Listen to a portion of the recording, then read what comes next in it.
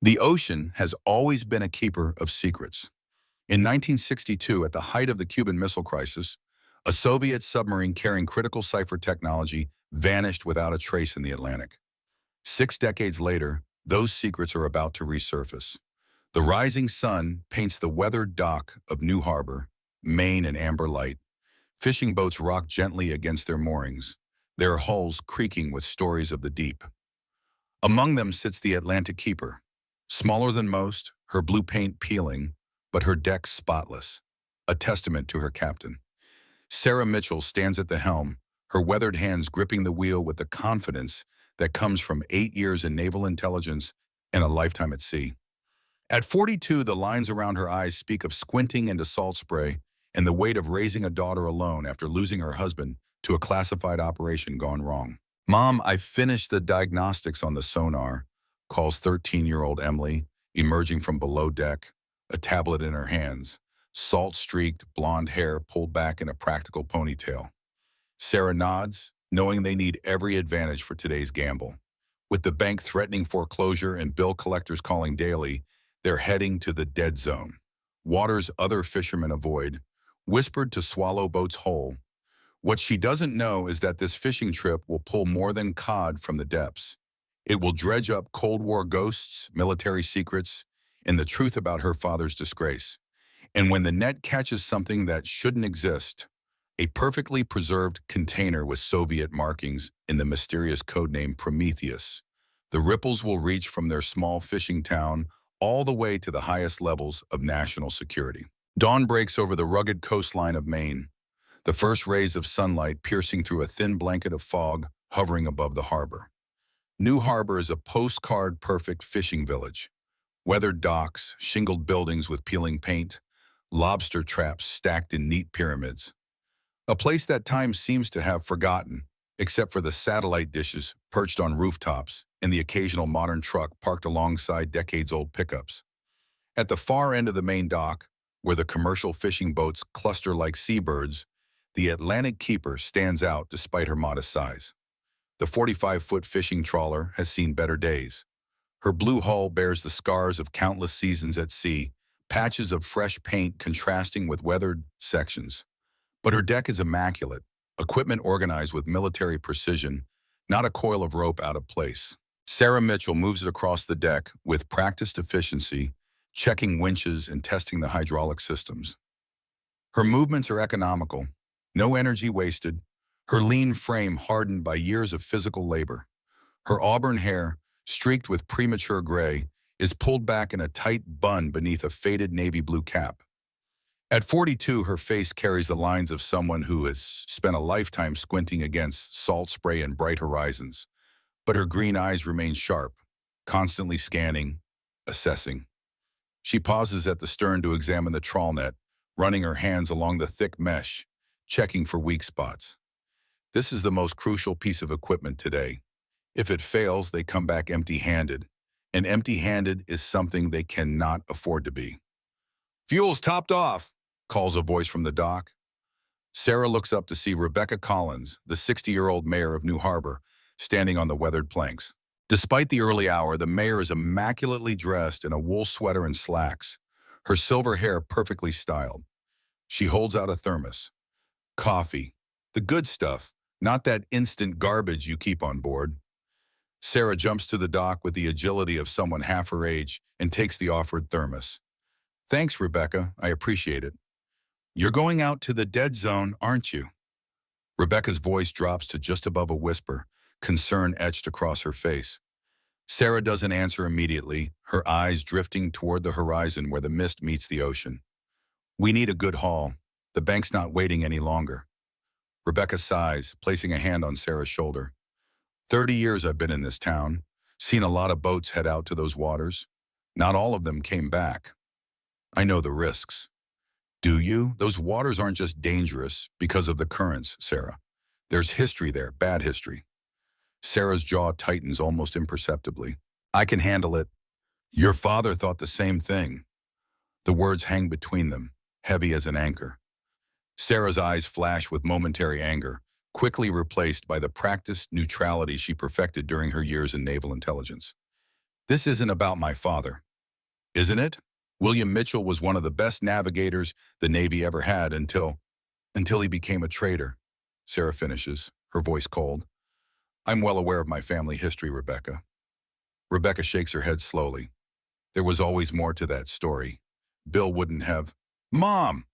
The call from the boat interrupts the conversation. Emily Mitchell stands at the rail, her blonde hair catching the morning light. At 13, she's all gangly limbs and earnest energy, a tablet computer clutched in one hand. The weather report just updated, front moving in faster than they predicted. Sarah nods to her daughter, then turns back to Rebecca. We'll be back before dark. Can Emily stay with you if we're delayed? Of course. That girl's always welcome. Rebecca lowers her voice. Be careful out there, Sarah. The ocean keeps its secrets for a reason. With a final nod, Sarah jumps back aboard the Atlantic Keeper. Emily is already in the wheelhouse, her fingers dancing across the tablet's screen as she interfaces with the boat's navigation system.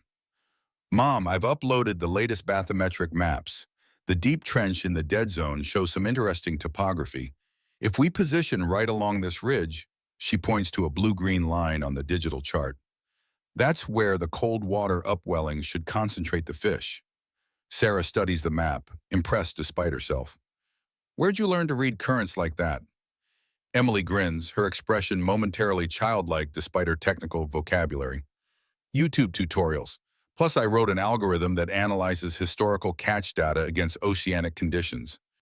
Of course you did, Sarah says with a smile that doesn't quite reach her eyes. Emily's brilliance is a constant reminder of the father she lost. Another Mitchell with an uncanny gift for patterns and codes. Sarah fires up the engine, the old Detroit diesel rumbling to life with a deep, reassuring growl. She runs through the pre-departure checklist, a habit from her military days that has served her well as a commercial captain. Cast off forward, she calls to Emily, who scampers to release the bowline from its cleat. Sarah does the same with the stern line, and the Atlantic Keeper drifts away from the dock, responding to the gentle thrust of her propeller. As they navigate through the harbor, Sarah notices the other fishermen watching. Some wave, others merely observe, their faces unreadable.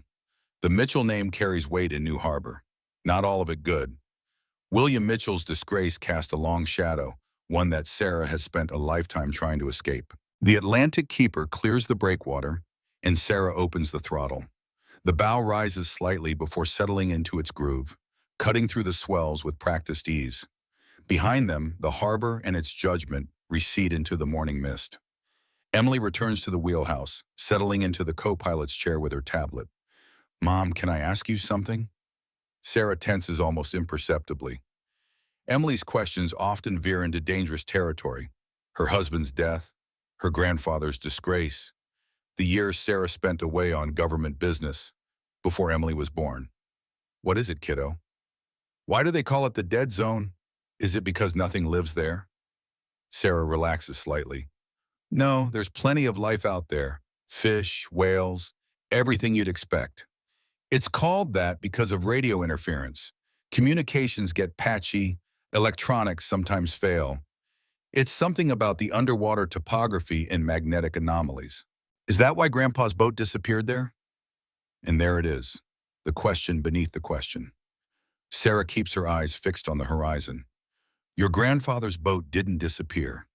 He deliberately sailed into Soviet waters during a sensitive operation. He betrayed his country, Emily.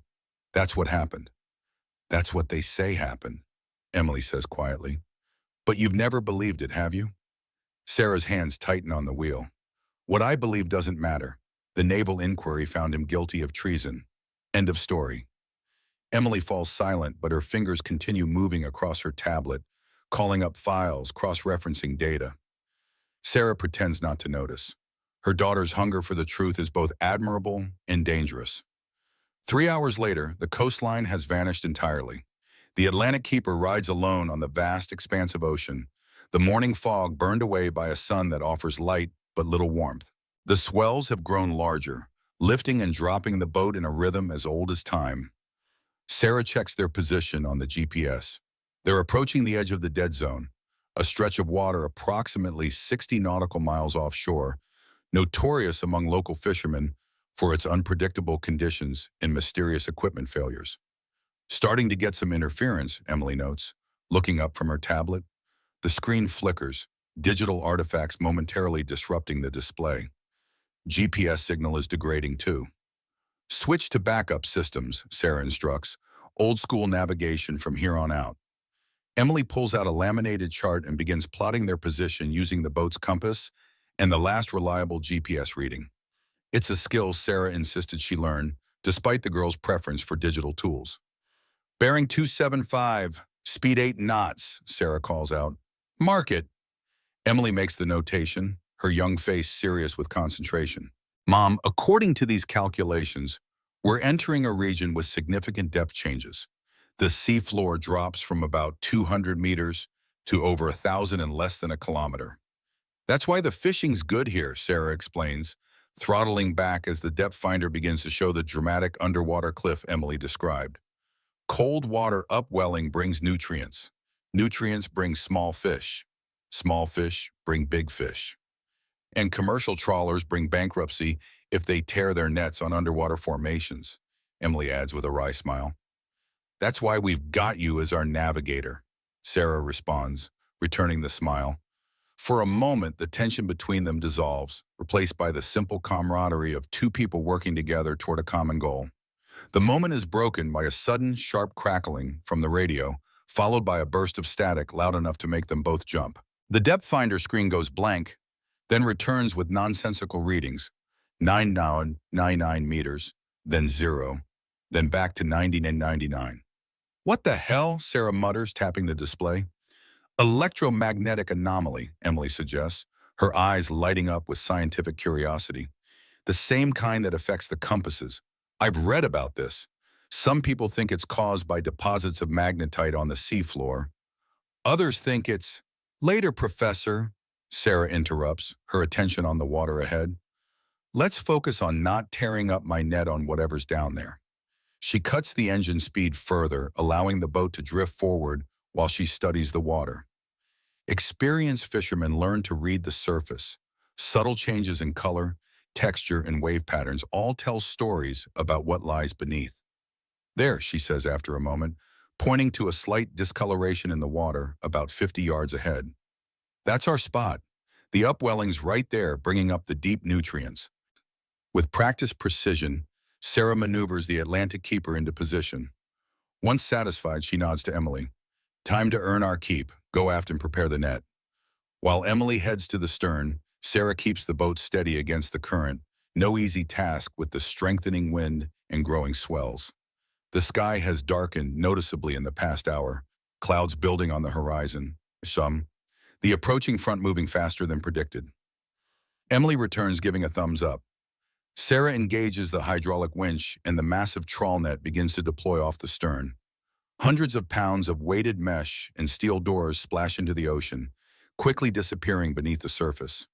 The powerful winch pays out the thick steel cables steadily, the mechanical whine a counterpoint to the growing howl of the wind. 500 feet, Emily calls, watching the cable markers. Hold at 800, Sarah responds, her eyes never leaving the water. We need to get below the thermocline. When the net reaches the desired depth, Sarah locks the winch and begins a slow, deliberate course, dragging the massive net through the fertile waters of the upwelling. Now comes the waiting game. Hours pass. The weather continues to deteriorate, the sky darkening to an ominous slate gray.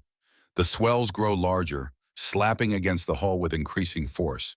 Sarah checks the barometer. It's dropping steadily, a sure sign of the approaching storm. We should start hauling soon, she says, eyeing the horizon. That front's moving in fast. Emily nods, her face pale from the growing motion of the boat. Despite growing up on the water, she still hasn't developed her sea legs completely. I'll prepare the... Her words are cut short as the boat suddenly lurches violently to port, nearly knocking her off her feet. The winch alarm blares, a shrill electronic scream cutting through the howl of the wind. Sarah lunges for the controls, her face tight with concentration. Something's caught in the net, something big. The boat tilts dangerously as whatever they've snagged pulls against the net. The hydraulic system groans under the strain, pressure gauges climbing into the red zone. Cut it loose? Emily asks, bracing herself against the wheelhouse door. Sarah shakes her head, her jaw set with determination. Not yet. Could be a school of tuna. That would save the whole season. She adjusts the throttle, trying to reduce the tension on the net without losing whatever they've caught.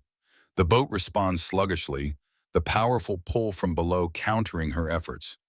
Winch is overheating, Emily warns, checking the system monitors. Cable tension approaching maximum load. Sarah makes a split-second decision. Start hauling, now. Emily engages the winch in retrieval mode. The powerful motor strains against the weight, the steel cable vibrating with tension. Slowly, agonizingly slowly, they begin to recover the net. Something's definitely down there, Sarah mutters, watching the depth finder which has inexplicably begun working again. It shows a large, solid object rising from the depths. Too regular for a rock formation, too solid for a school of fish. Shipwreck? Emily suggests, her eyes wide with excitement. Maybe, Sarah concedes, though her instincts are screaming otherwise. The object is too regular, too geometrically precise. The first indication of what they've caught appears as a dark shadow beneath the waves, gradually taking form as it rises through the murky water. Metal gleams dully through the green-gray ocean. It's a container, Sarah says, disbelief coloring her voice. A shipping container. But as more of the object breaks the surface, she realizes it's unlike any shipping container she's ever seen. The proportions are wrong, narrower, more elongated, and the material isn't the standard corrugated steel, but some kind of smooth, almost seamless metal alloy. Most strikingly, there are no company logos or shipping codes. Instead, the side bears strange geometric symbols and what appears to be Cyrillic lettering.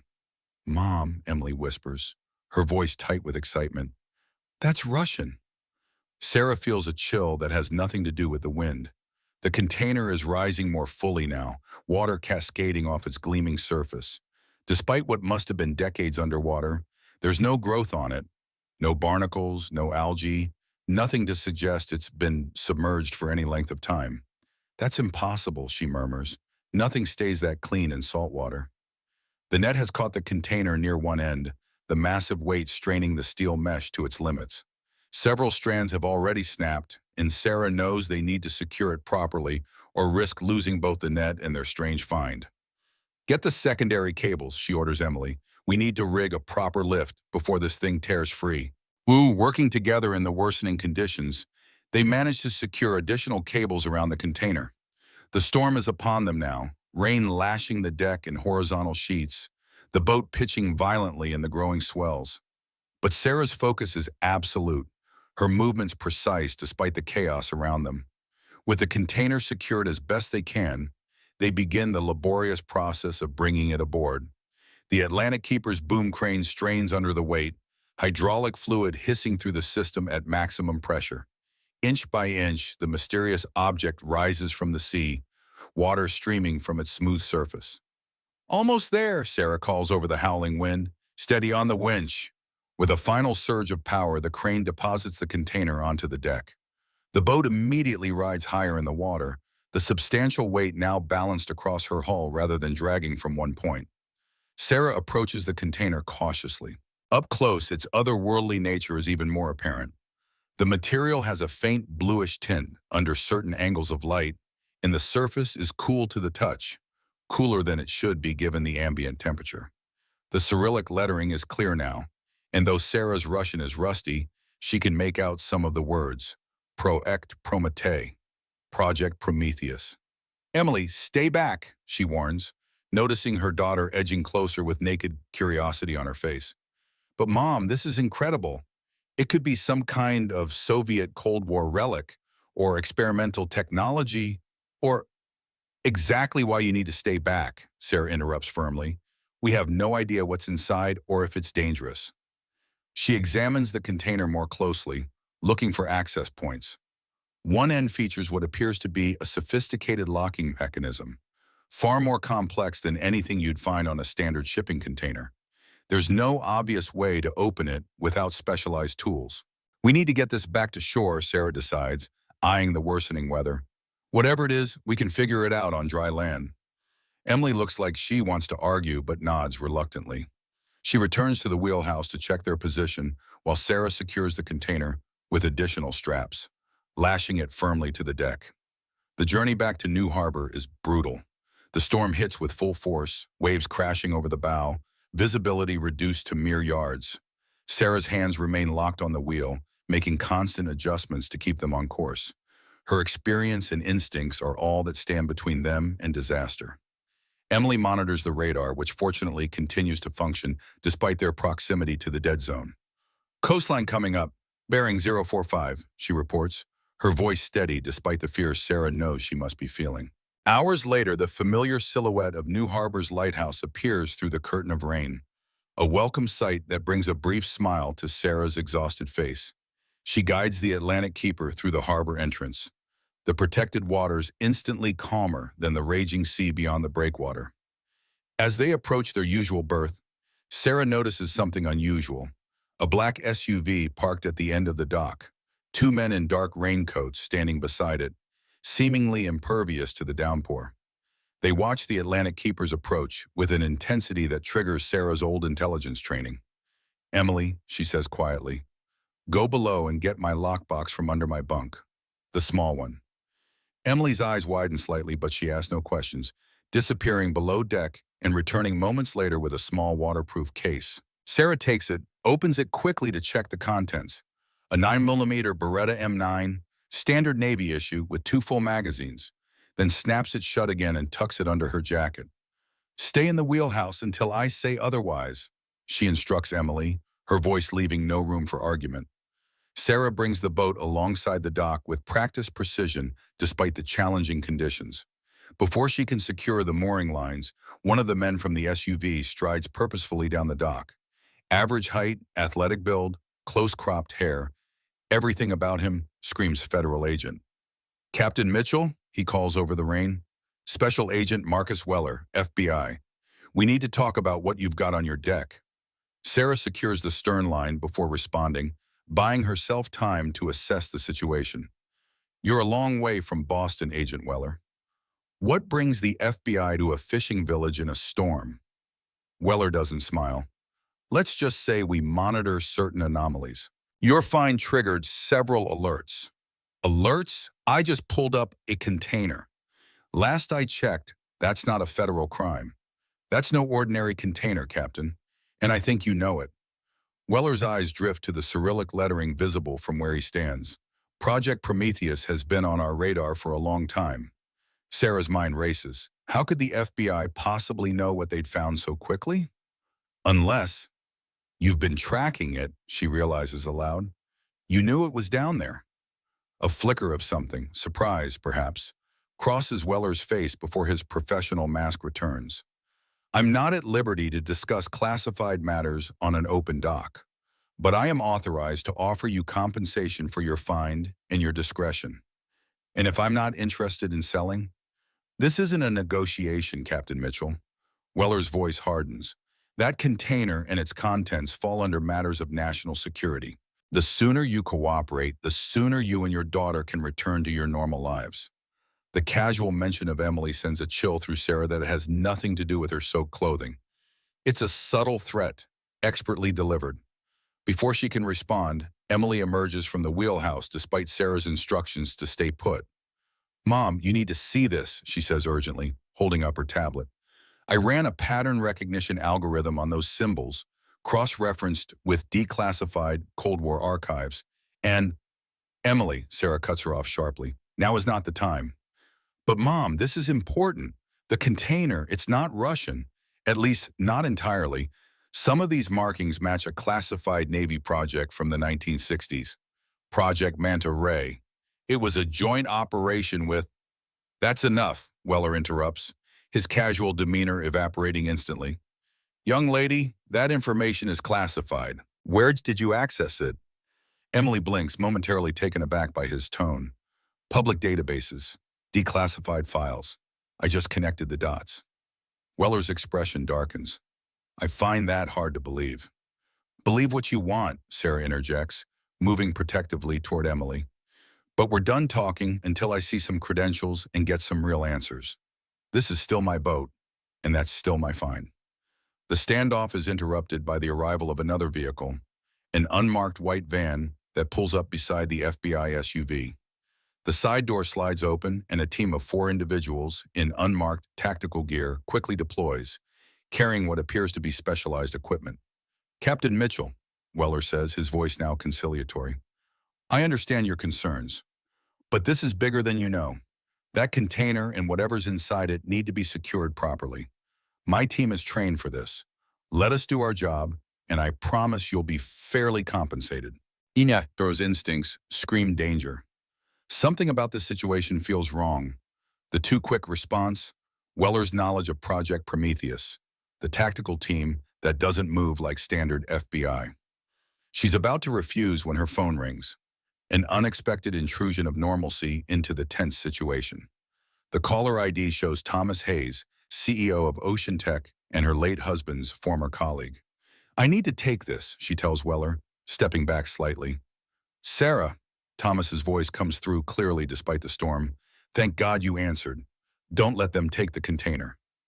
Sarah keeps her expression neutral, despite her surprise. "I'm a little busy right now, Thomas." "Listen to me," he continues urgently. "Those aren't FBI. At least, not all of them. There's a private contractor element involved.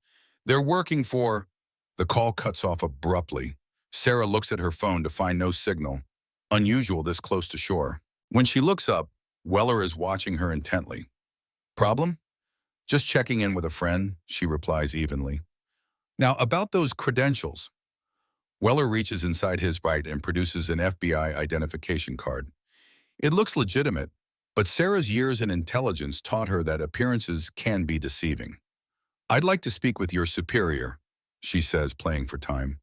Weller's patience visibly thins. "Captain, we don't have time for this.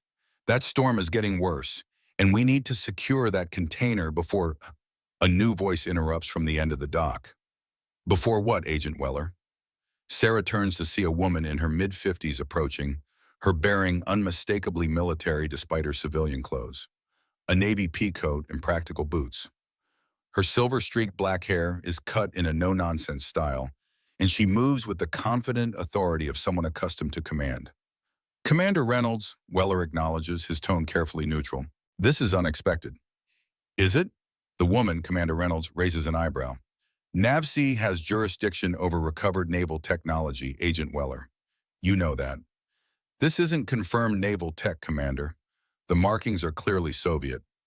"The markings are a mix of Soviet and American," Reynolds counters, coming to stand beside Sarah.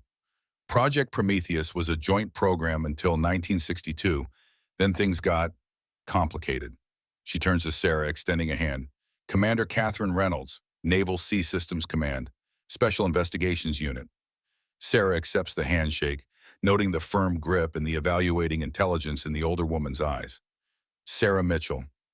I know who you are, Captain. Your father served under my father during the Cuban Missile Crisis." Something flickers in Reynolds' eyes. Recognition, perhaps, or something deeper.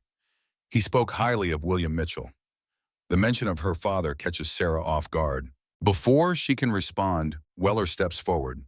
"Commander, with all due respect, the FBI has primary jurisdiction here. This recovery has implications beyond naval history." "I'm well aware of the implications, Agent Weller," Reynolds replies coolly. "That's precisely why NAVSEA is taking custody of the container. My team is already en route." As if on cue, the distinctive sound of helicopter burrs becomes audible over the storm. A large military helicopter appears, hovering over the harbor, its powerful searchlight cutting through the rain. Weller's expression hardens. "This isn't over, Commander." "For now it is," Reynolds responds firmly. She turns to Sarah. "Captain Mitchell, I'm going to need a full debriefing on how you found this container and what you've observed. But first, let's get that secured for transport." Sarah studies Reynolds carefully. There's something in the commander's manner that inspires more trust than Weller's approach. But years of intelligence work have made her cautious. "Commander, with respect, I'm not handing anything over until I understand what's happening. That container was in waters my family has fished for generations. Whatever it is, whatever's inside it, I have a right to know." Reynolds considers this for a moment, then nods. Fair enough. Once we've secured the container, we'll talk. Full disclosure, or as full as my clearance allows. Before Sarah can respond, Emily suddenly gasps, "Mom, the container!" All eyes turn to the Atlantic Keeper's deck, where the mysterious container has begun to emit a low, pulsing hum. A faint blue light emanates from the seams around what appears to be an access panel. "It's activating," Weller says, his hand moving instinctively toward his weapon. "Impossible," Reynolds counters, though uncertainty colors her voice. "It's been underwater for decades. No power source could last that long." The humming grows louder, the blue light intensifying. Patterns within the strange symbols begin to glow, creating an ethereal display across the container's surface. "Everyone back," Reynolds commands, her military authority cutting through the tension. "Mitchell, you and your daughter get clear." Sarah grabs Emily's arm, pulling her toward the dock, but the girl resists. "Mom, wait, I recognize that pattern. It's similar to the encryption algorithm Dad was working on before he died. This can't be a coincidence." The mention of her late husband stops Sarah cold. James Mitchell had been a cryptography specialist for naval intelligence. His work had always been classified, even from her. "Emily, what are you talking about?" "Dad's journals, the ones in the attic. I've been studying them. The mathematical patterns he was developing, they match these symbols. It's like they're communicating in code." Before Sarah can process this revelation, the container's access panel slides open with a hydraulic hiss. Steam or mist billows out, obscuring whatever lies within. The humming changes pitch, becoming almost melodic. Weller draws his weapon, shouting for his team to take up defensive positions. Reynolds barks orders into a radio, calling for immediate evacuation of the harbor area. And through the swirling mist emerging from the container, a figure slowly becomes visible. The silhouette of a man, tall and gaunt, stepping unsteadily onto the deck of the Atlantic Keeper. Sarah reaches for the Beretta concealed under her jacket, her instincts on high alert. As the mist dissipates, the figure comes into clearer view. An elderly man with a shock of white hair and a beard, dressed in what appears to be a heavily modified Soviet naval uniform. His eyes, pale blue and piercing, scan the assembled group before settling on Sarah. When he speaks, his voice is rough from disuse, his Russian accent thick, but his English clear. "Captain Mitchell, I've been waiting a very long time to meet you. I am Alexander Volkov, and I have a message from your father." A stunned silence falls over the dock. Rain continues to pour, but no one seems to notice anymore. The elderly Russian sways slightly on his feet, clearly weak but determined to remain standing. "That's impossible," Sarah finally says, her voice barely audible over the storm. "My father died over 30 years ago." Volkov's weathered face creases into something between a smile and a grimace. "Is that what they told you?" "Niet. William Mitchell did not die. He was, how do you say, appropriated." Weller steps forward, weapon still drawn. "Sir, you need to lie down on the deck with your hands visible." Volkov ignores him completely, his eyes never leaving Sarah's face. "Your father knew this day would come. He prepared for it." His gaze shifts to Emily. "And this must be his granddaughter. You have his eyes, Devochka." Reynolds moves closer to Sarah, her voice low. "Captain, we need to secure this situation. That man is Alexander Volkov, a Soviet scientist who disappeared in 1962 along with an experimental submarine. He was declared dead decades ago. Yet here I stand," Volkov says, his hearing evidently still sharp despite his age. "And I bring warning, Project Prometheus was never terminated. It was repurposed. By both sides." Sarah's mind reels. This frail old man somehow knows about her father, claims to have a message from him, and emerged from a container that's been underwater for what must have been decades. None of it makes sense. "What is Project Prometheus?" she demands, finding her voice again. Volkov's expression darkens. "A terrible mistake. A weapon that should never have been created." He stumbles slightly, catching himself on the edge of the container. "We must talk, Captain Mitchell, in private." Before they silence him again, Weller steps forward. "That's enough. Sir, you're coming with us for debriefing." "No," the word comes from Sarah, surprising even herself with its firmness. "He stays with me until I get answers." "Captain Mitchell, Weller's voice takes on a dangerous edge. This is a matter of national security. You're interfering with a federal investigation. And you're trespassing on my boat, Sarah counters, her hand still resting near the concealed Beretta. Commander Reynolds, your helicopter is welcome to transport the container, but Mr. Volkov stays with me until I understand what's happening. Reynolds studies Sarah for a long moment, then gives a curt nod. Agreed, Agent Weller, my team will secure the container. Mr. Volkov will remain in Captain Mitchell's custody for the moment, with myself present as NAVC representative. This is outrageous, Weller seethes. You don't have the authority. Check your interagency protocols, Agent, Reynolds interrupts coolly. NAVC has primary jurisdiction over recovered Cold War naval technology. I'm exercising that authority now. As if to punctuate her statement, the military helicopter swoops lower, its powerful downdraft creating a momentary break in the rain. 4 naval personnel in tactical gear rappel down to the dock with practiced efficiency. Weller's face contorts with barely contained fury, but he steps back, gesturing for his team to stand down. This isn't over, Commander. Not by a long shot. Never thought it would be, Reynolds replies evenly before turning to Sarah. We need to get Mr. Volkov somewhere secure, and your daughter needs to be somewhere safe. Sarah nods, her mind already working through the implications. Rebecca Collins, the mayor. Her house is just up the hill. Emily can stay there while we sort this out. I'm not leaving, Emily protests immediately. Not when we're finally getting answers about Grandpa. This isn't a debate, Sarah says firmly. You're going to Rebecca's, and that's final. Your mother is right, Volkov interjects, his voice softening as he addresses Emily. There are dangerous people who would use you to get to me, to get to what I know. He taps his temple. The answers you seek, they will still be there tomorrow. Emily looks like she wants to argue further, but something in the old Russian's eyes gives her pause. She nods reluctantly. Fine, but promise you'll tell me everything later. Everything you need to know, Sarah amends, giving her daughter a quick, fierce hug. Now go with Commander Reynolds' people. They'll get you to Rebecca safely. As Emily is escorted away by one of the naval personnel, Sarah turns her attention back to Volkov, who has sunk down to sit on a nearby crate, clearly exhausted. Now, she says, fixing him with an unwavering stare. Tell me about my father. Tell me about Project Prometheus. And tell me why a Soviet scientist from the 1960s just walked out of a container that's been at the bottom of the Atlantic for decades. Volkov's pale eyes meet hers, filled with a strange mix of weariness and determination. It is a long story, Captain, and you may not like what you hear. I've been waiting 30 years for the truth, Sarah replies. I can handle it. The old Russian nods slowly.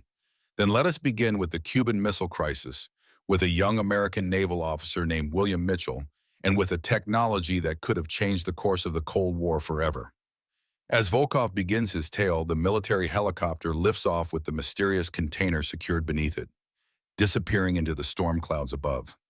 On the dock, Agent Weller watches Sarah and the Russian with cold calculation in his eyes, before turning and walking back to his vehicle, already reaching for a secure phone.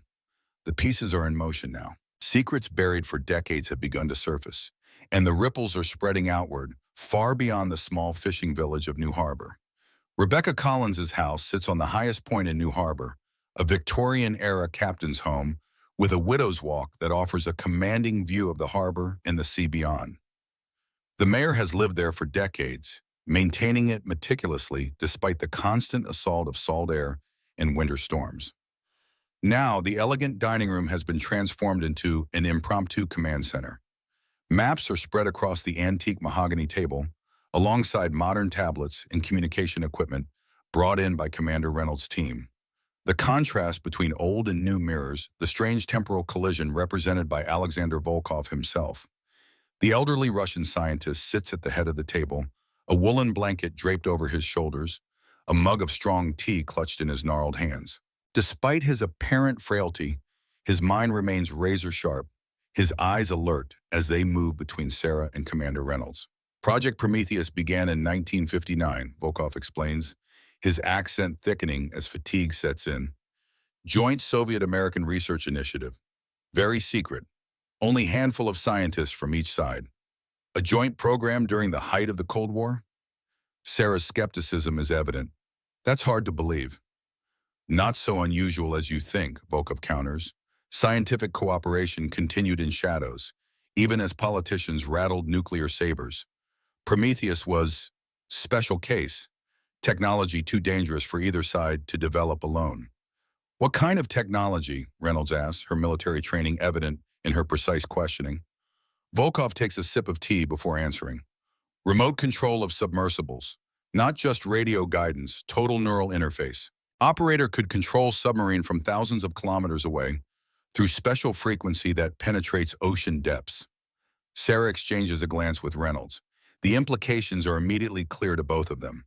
A technology that could guide underwater vessels remotely would have been revolutionary, even by today's standards. In the early 1960s, it would have been nearly magical. Neural interface? Sarah presses. That technology didn't exist back then. Not officially, Volkov agrees. We were, how you say, ahead of curve. Both Soviet and American scientists contributing breakthroughs. Progress was remarkable. His expression darkens. Too remarkable. What went wrong? Reynolds asks quietly. Volkov's hands tighten around his mug. Cuban Missile Crisis happened. Politicians panicked. Both sides tried to weaponize Prometheus technology before it was ready. Catastrophic results. The K-129, Reynolds says suddenly, the Soviet submarine that sank in 1968. Volkov's head snaps up, surprise evident on his face. You know of this?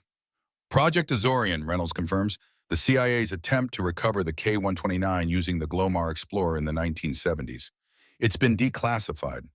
Not all of it, Volkov says grimly. They did not tell you why they wanted K-29 so badly. Not nuclear missiles. They wanted Prometheus prototype. Sarah leans forward. And my father? Where does he fit into this? Volkov's expression softens slightly. William Mitchell, brilliant navigator, cryptography expert. He was American liaison to Prometheus project. When crisis came, he refused to let technology be weaponized, tried to destroy research. So he was a traitor, Sarah says, her voice hollow. Niet! Volkov slams his palm on the table with surprising force. He was hero. He saw what others could not, that Prometheus in wrong hands could destabilize nuclear deterrence, could trigger war. The official record says he defected to the Soviets, Reynolds interjects, that he stole classified technology and disappeared during a routine patrol. Volkov laughs bitterly. Official record is convenient fiction. William did not defect. He was abducted by third party who wanted Prometheus technology for themselves. Third party? Sarah's pulse quickens. Who? Private interest, what you would now call military contractors. They saw profit potential in Prometheus, selling to highest bidder, regardless of nationality. Volkov's eyes narrow. They called themselves Oceanic Strategic Technologies, OST. Sarah feels as though the floor has dropped out from under her. Ocean Tech, she whispers. Da. Volkov nods grimly. Same organization, different name now. More respectable facade. Thomas Hayes, Sarah says, the pieces falling into place. He's the CEO of Ocean Tech. He was my husband's colleague. He's been helping us financially since James died. Keeping tabs on Mitchell family, Volkov confirms, making sure secrets stay buried. Commander Reynolds' expression has hardened into granite. If what you're saying is true, this goes beyond a historical footnote. This is an active conspiracy involving classified technology. More than conspiracy, Volkov insists. Prometheus technology has evolved. OST, Ocean Tech. They continued development in secret facility. Remote base in North Atlantic. The Leviathan. A ship? Sarah asks. Sarah's not ship, underwater installation. Hidden in deep trench, where they kept me and others like me. Scientists, engineers, prisoners, really. Volkov's voice trembles slightly. Your father was there too, Captain, for many years. Sarah's world tilts. My father is alive, was alive, Volkov clarifies gently, until 3 years ago. He helped me escape, prepared special container, stasis chamber with delayed activation. Last act of defiance against Ocean Tech. Sarah struggles to process this information. Her father, whom she had believed a traitor for 3 decades, had actually been fighting against a covert organization that had abducted him. He had survived, held captive in some underwater facility until just 3 years ago. The message, she says suddenly, remembering Volkov's words when he first emerged from the container. You said you had a message from my father. Volkov nods solemnly. William knew container would eventually be found. Programmed it to surface in specific location, fishing grounds your family has used for generations. He left something for you. The elderly Russian reaches into his modified uniform, extracting a small metallic cylinder about the size of a fountain pen. He places it carefully on the table, sliding it towards Sarah. Encrypted data core contains everything. Prometheus research, evidence of ocean tech crimes, location of Leviathan facility. His eyes bore into Sarah's. Most importantly, it contains truth about your husband's death. Sarah's hand freezes halfway to the cylinder. James, what about him? His death was no accident, Captain Mitchell, Volkov says softly. He discovered ocean tech connection to Prometheus, was silenced before he could expose them. The room falls silent except for the persistent drumming of rain on the windows. Sarah stares at the small cylinder, a Pandora's box containing truths she has sought for decades alongside others she never imagined. Why now? Reynolds asked, breaking the silence. Why did the container surface after all these years? Fail-safe protocol, Volkov explains. If William did not reset timer every year, container would activate, bring me back, deliver message. His expression grows somber. The fact that I am here means William Mitchell is truly gone. Sarah finally reaches for the cylinder, her fingers closing around the cool metal. How do I access what's inside? Special decryption key, Volkov responds, based on Mitchell family cipher. Something only you would know. My daughter might be able to help with that, Sarah says, thinking of Emily's talent with codes, another legacy from her grandfather and father. Volkov nods. The girl has Mitchell gift. William spoke of it. Before Sarah can ask how her father could possibly have known about Emily's abilities, the secure satellite phone on the table rings sharply. Commander Reynolds answers it, her expression growing increasingly grave as she listens. Understood. We'll move immediately. She ends the call, turning to Sarah and Volkov. That was naval intelligence. 2 ocean tech vessels are converging on New Harbor. ETA 30 minutes. Thomas Hayes, Sarah realizes. He knows we found the container. We need to move, Reynolds says decisively. Mr. Volkov, can you travel? The old Russian straightens his shoulders. I spent 60 years as prisoner. Little car ride will not kill me. Good, we're evacuating to a secure NAVC facility in Portsmouth. Reynolds turns to Sarah. Captain Mitchell, collect your daughter and any essentials. 5 minutes, no more. Wertz clutches the data cylinder, her mind racing through implications. They'll be watching for official movements. Navy vehicles, helicopters. Reynolds nods grimly. Likely, which is why we're taking your boat. The Atlantic Keeper? Sarah blinks in surprise. She's not exactly built for outrunning pursuit. No, but she's familiar in these waters. Just another fishing boat heading out despite the storm. And I have a team that can provide some modifications before we depart. Sarah considers this for a moment, then nods decisively. I'll get Emily and meet you at the dock in 15 minutes. As she rises to leave, Volkov catches her wrist with surprising strength for a man his age. Captain Mitchell, he says solemnly, there is something else you should know. About Project Prometheus. About why it is still dangerous after all these years. Sarah meets his gaze steadily. I'm listening. Prometheus was never just remote control system, Volkov says, his voice dropping to just above a whisper. It was communication device. Two-way communication. With submarines, Sarah says, not understanding his emphasis. Not just with machines. Volkov's pale eyes seem to look through her into some distant memory. With something else. Something in the deep. Something that has been waiting. A chill runs down Sarah's spine. What are you talking about? The dead zone, Volkov says simply. Why do you think electronics fail there? Why compasses spin? Not natural phenomenon. He taps his temple significantly. They are listening, always listening. And now they know we have found the key. Before Sarah can demand clarification, Commander Reynolds interrupts. We need to move. Whatever mysteries Mr. Volkov has to reveal will have to wait until we're secure. Sarah nods reluctantly, tucking the data cylinder safely into her pocket. As she strides toward the door, her mind is a whirlwind of questions and half-formed theories. But one thing is clear. The quiet life she has built for herself and Emily in New Harbor is over.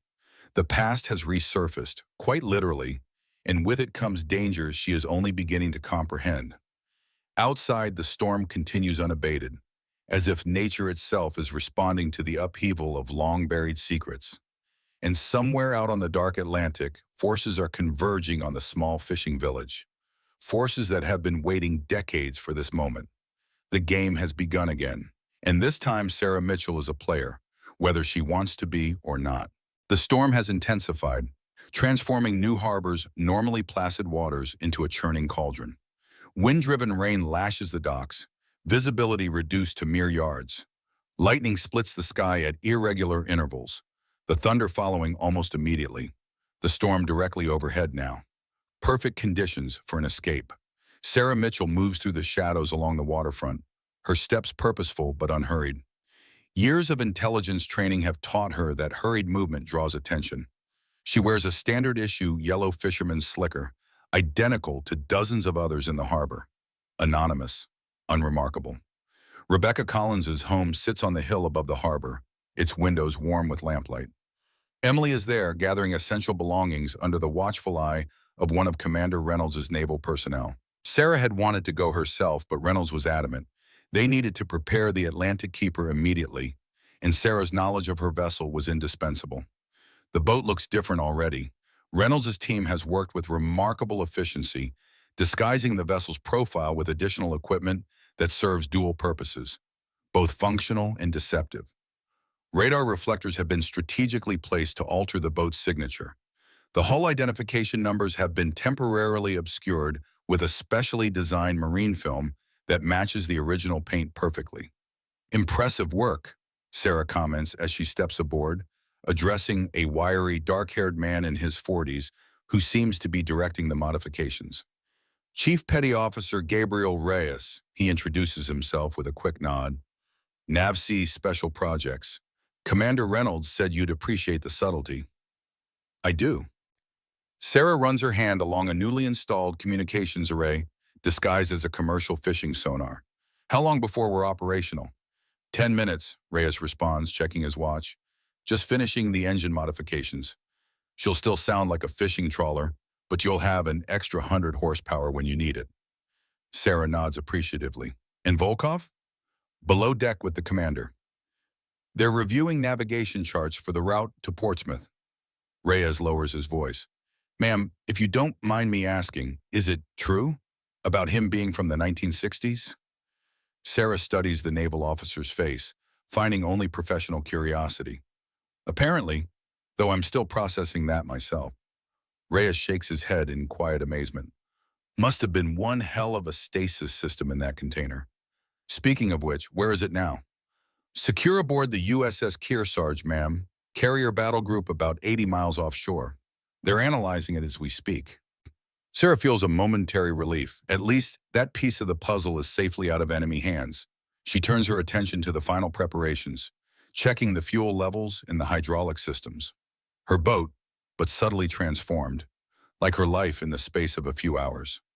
Commander Reynolds emerges from below deck, her expression grim but focused. Captain Mitchell, we have a situation developing. Our perimeter sensors detected two fast-moving vessels entering the outer harbor.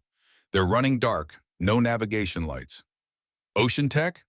Almost certainly, and they're ahead of schedule. Reynolds consults a handheld device. We need to move now. Is your daughter en route? Sarah's heart rate quickens. She should be. I'll call Rebecca. The call connects after 2 rings. Rebecca, it's Sarah. Is Emily ready?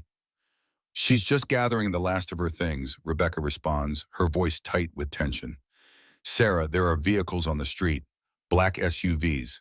They're stopping at houses, showing some kind of identification.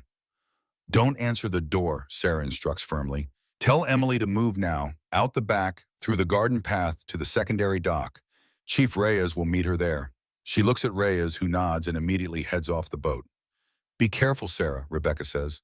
Whatever this is, it's bigger than New Harbor. I know. Thank you for everything, Rebecca. Sarah ends the call, turning to Reynolds. We need to create a diversion. They'll be watching the main harbor. Reynolds smiles thinly. Already handled. In approximately 2 minutes, there will be a small electrical fire at the harbor master's office. Nothing dangerous, but sufficient to draw attention. As if on cue, an alarm begins to wail from the far end of the harbor. Flashing lights appear as emergency vehicles respond to the sudden crisis. Let's move, Reynolds orders. We cast off the moment your daughter and Reyes are aboard. Sarah takes her position at the helm, running through the startup sequence with practiced efficiency. The Atlantic Keeper's engine rumbles to life, the sound subtly different with the modifications, but still familiar enough to be convincing as a local fishing vessel.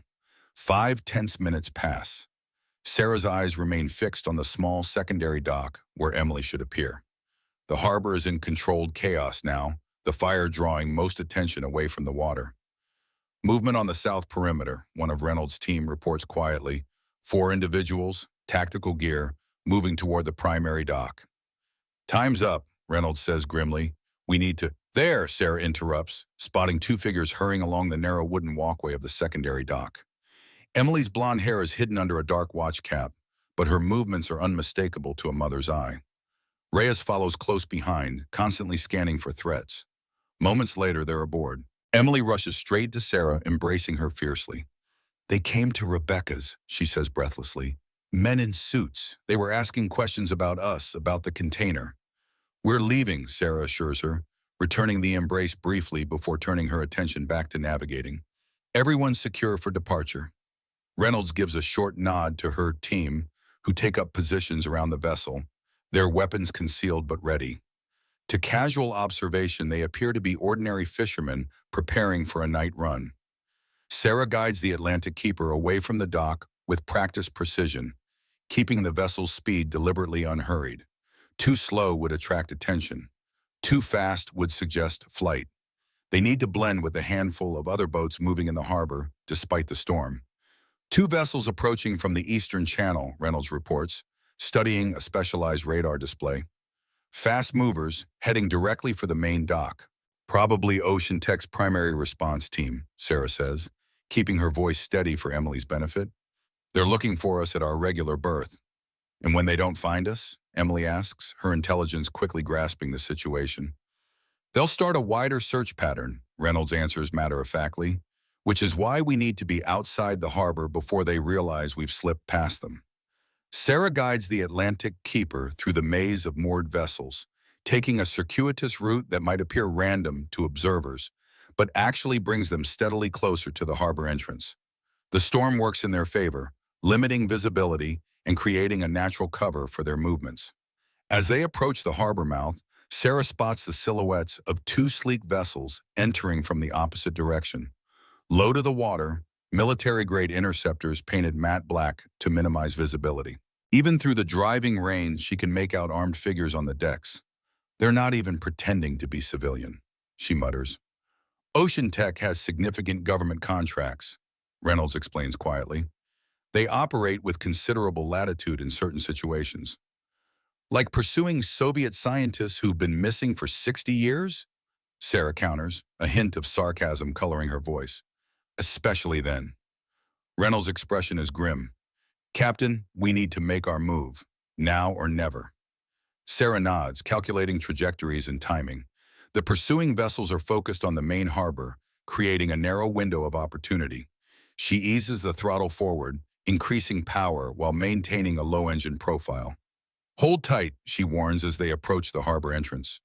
The Atlantic Keeper slips past the breakwater, emerging into the open sea where the full force of the storm immediately makes itself felt. The boat pitches violently as it meets the first large swells, spray washing over the bow. We're clear of the harbor, Sarah announces, checking the radar. No signs of pursuit yet. They'll realize we're gone soon enough, Reynolds cautions. We need to make distance while we can. Sarah nods grimly, pushing the throttle forward. The Atlantic Keeper surges ahead, the modified engine providing significantly more power than the vessel would normally possess. The boat rises to the challenge admirably, cutting through the massive swells with determined purpose. Emily joins Sarah in the wheelhouse, her face pale but composed. "Where are we going?" "Portsmouth Naval Shipyard," Sarah answers, keeping her eyes on the navigation instruments. "NavSea has a secure facility there." "And then what?" Emily presses. "Mom, that old man, Volkov, he said Grandpa was alive until 3 years ago. He said Dad's death wasn't an accident. We can't just hide in some government facility." Yes, Sarah glances at her daughter, recognizing the stubborn set of her jaw, a Mitchell family trait. "One step at a time, Em. First we get somewhere safe. Then we figure out what's on the data core Volkov gave me." "Data core?" Emily's eyes light up with immediate interest. "Your grandfather left us something," Sarah explains, patting the pocket where the small cylinder rests. "Encrypted information about Project Prometheus, about ocean tech, about everything."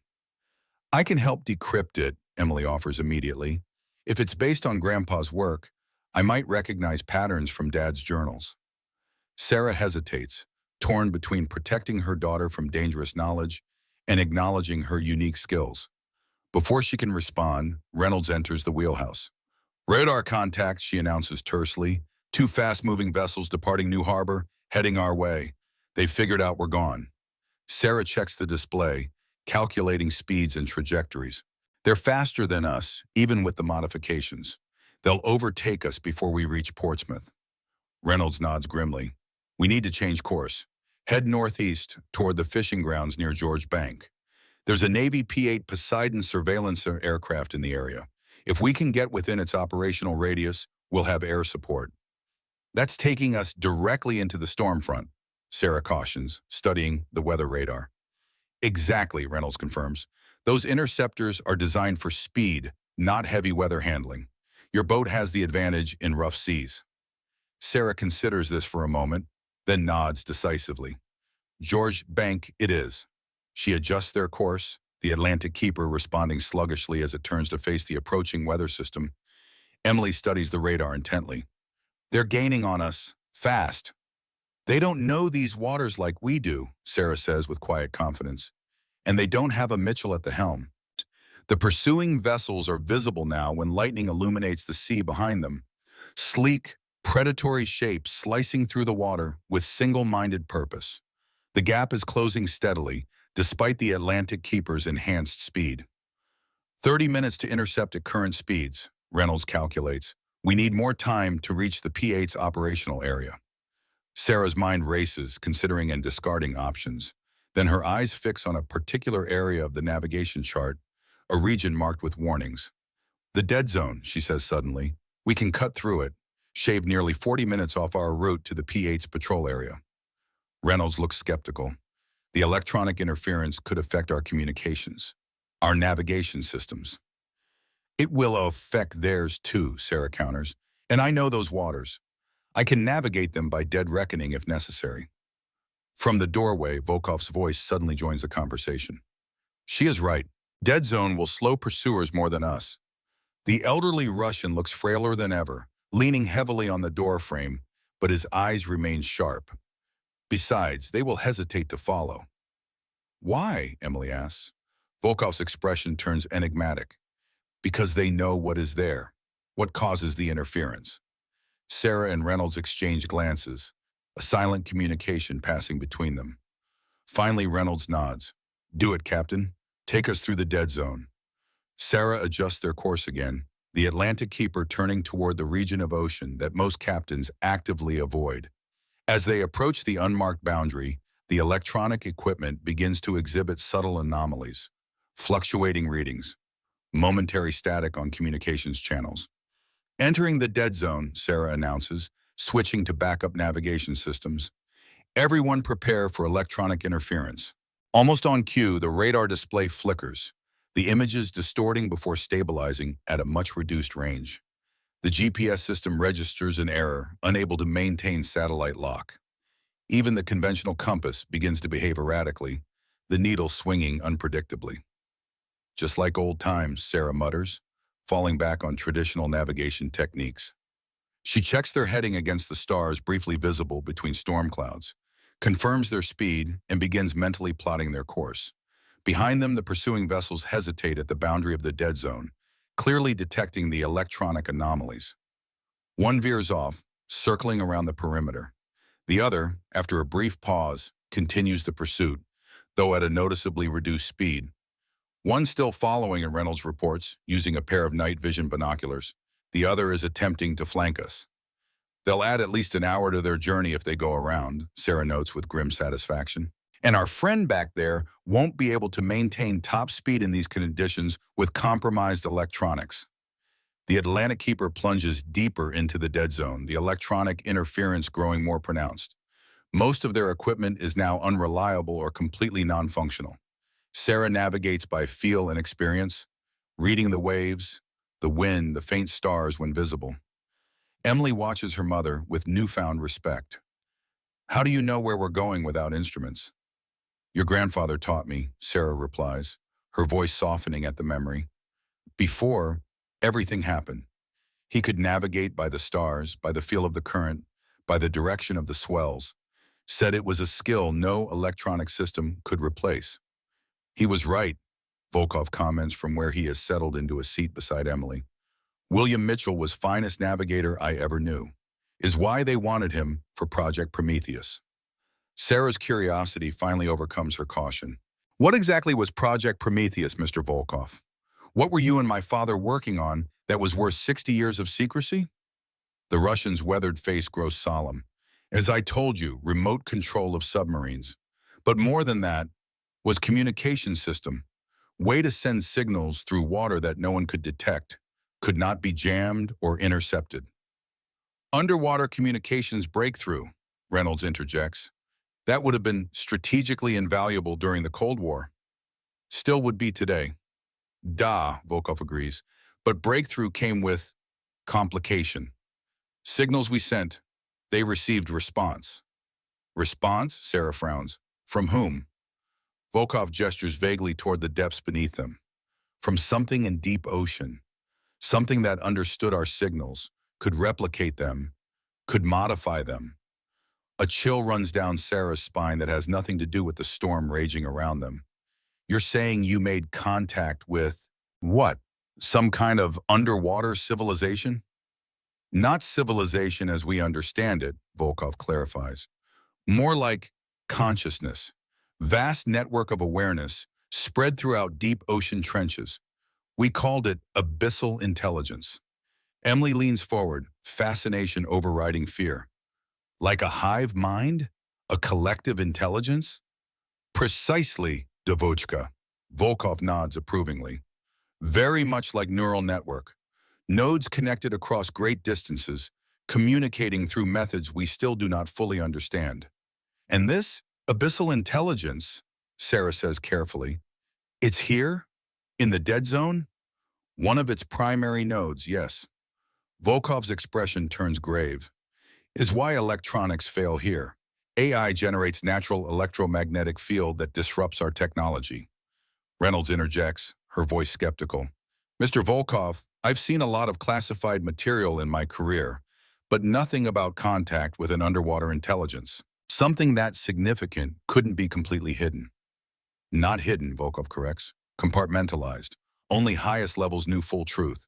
Rest were told we were developing advanced submarine detection system. He smiles thinly, was not entirely lie.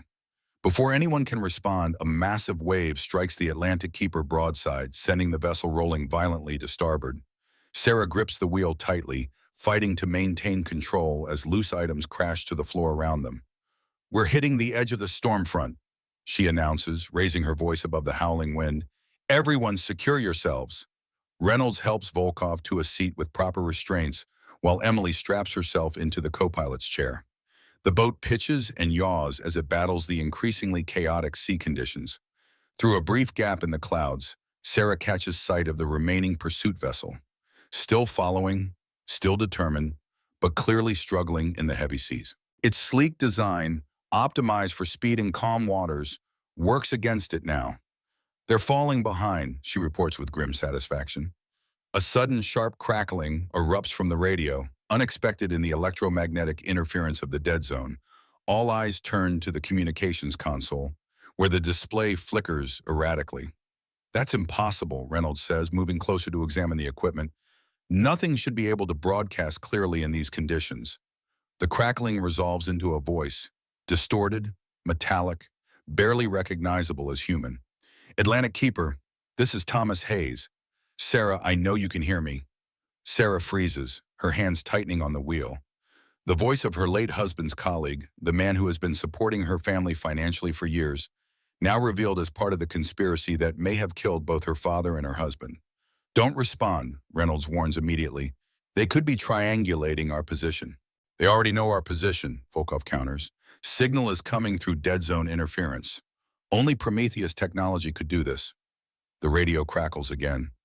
Sarah, you have something that belongs to us. The Russian scientist, the data core. We're not your enemies. We're trying to prevent a catastrophe. Liar, Volkov spits, his frail body trembling with sudden rage. They are the catastrophe. 60 years they have exploited the abyssal intelligence, manipulated it, weaponized it. Hayes's voice continues, unnaturally clear despite the interference. Sarah, your father was working with us until the end. Ask Volkov about November 1983. Ask him what really happened during Able Archer. Volkov's face drains of color. Niet, he whispers, is manipulation. William never cooperated willingly. What's Able Archer? Emily asks, looking between the adults. NATO military exercise in 1983, Reynolds answers tersely.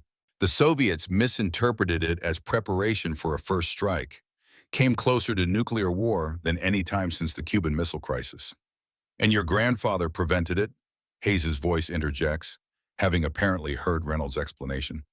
Using Prometheus technology, he communicated directly with the abyssal intelligence, used it to disable a Soviet submarine that was preparing to launch nuclear missiles. Sarah stares at the radio, her mind reeling with implications. If that's true, then my father wasn't a traitor. He was a hero. Both can be true, Hayes responds. He betrayed his original mission, but in doing so, he saved millions of lives. That's the power of Prometheus, Sarah. That's why we need Volkov and the data core. The abyssal intelligence is awakening again, becoming more active. We need to establish communication before it's too late. Do not listen, Volkov shouts, more animated than they have seen him. Is trap. Hayes wants to control AI, use it as weapon. Would destabilize global security, give ocean tech unprecedented power. The radio crackles again. Sarah, we're sending you coordinates, a safe meeting point. Bring Volkov and the data core. Let us explain everything properly. Your father would want you to hear us out. The transmission ends abruptly as the Atlantic Keeper enters an area of even more intense electromagnetic disturbance. The radio dies completely, along with most of their remaining electronic systems. A heavy silence falls over the wheelhouse, broken only by the howling wind and crashing waves outside. Sarah's mind races, trying to process everything she's heard, trying to separate truth from manipulation. Could it be true, she finally asks, looking directly at Volkov, about my father preventing nuclear war in 1983? The elderly Russian's expression is pained. Da, is true.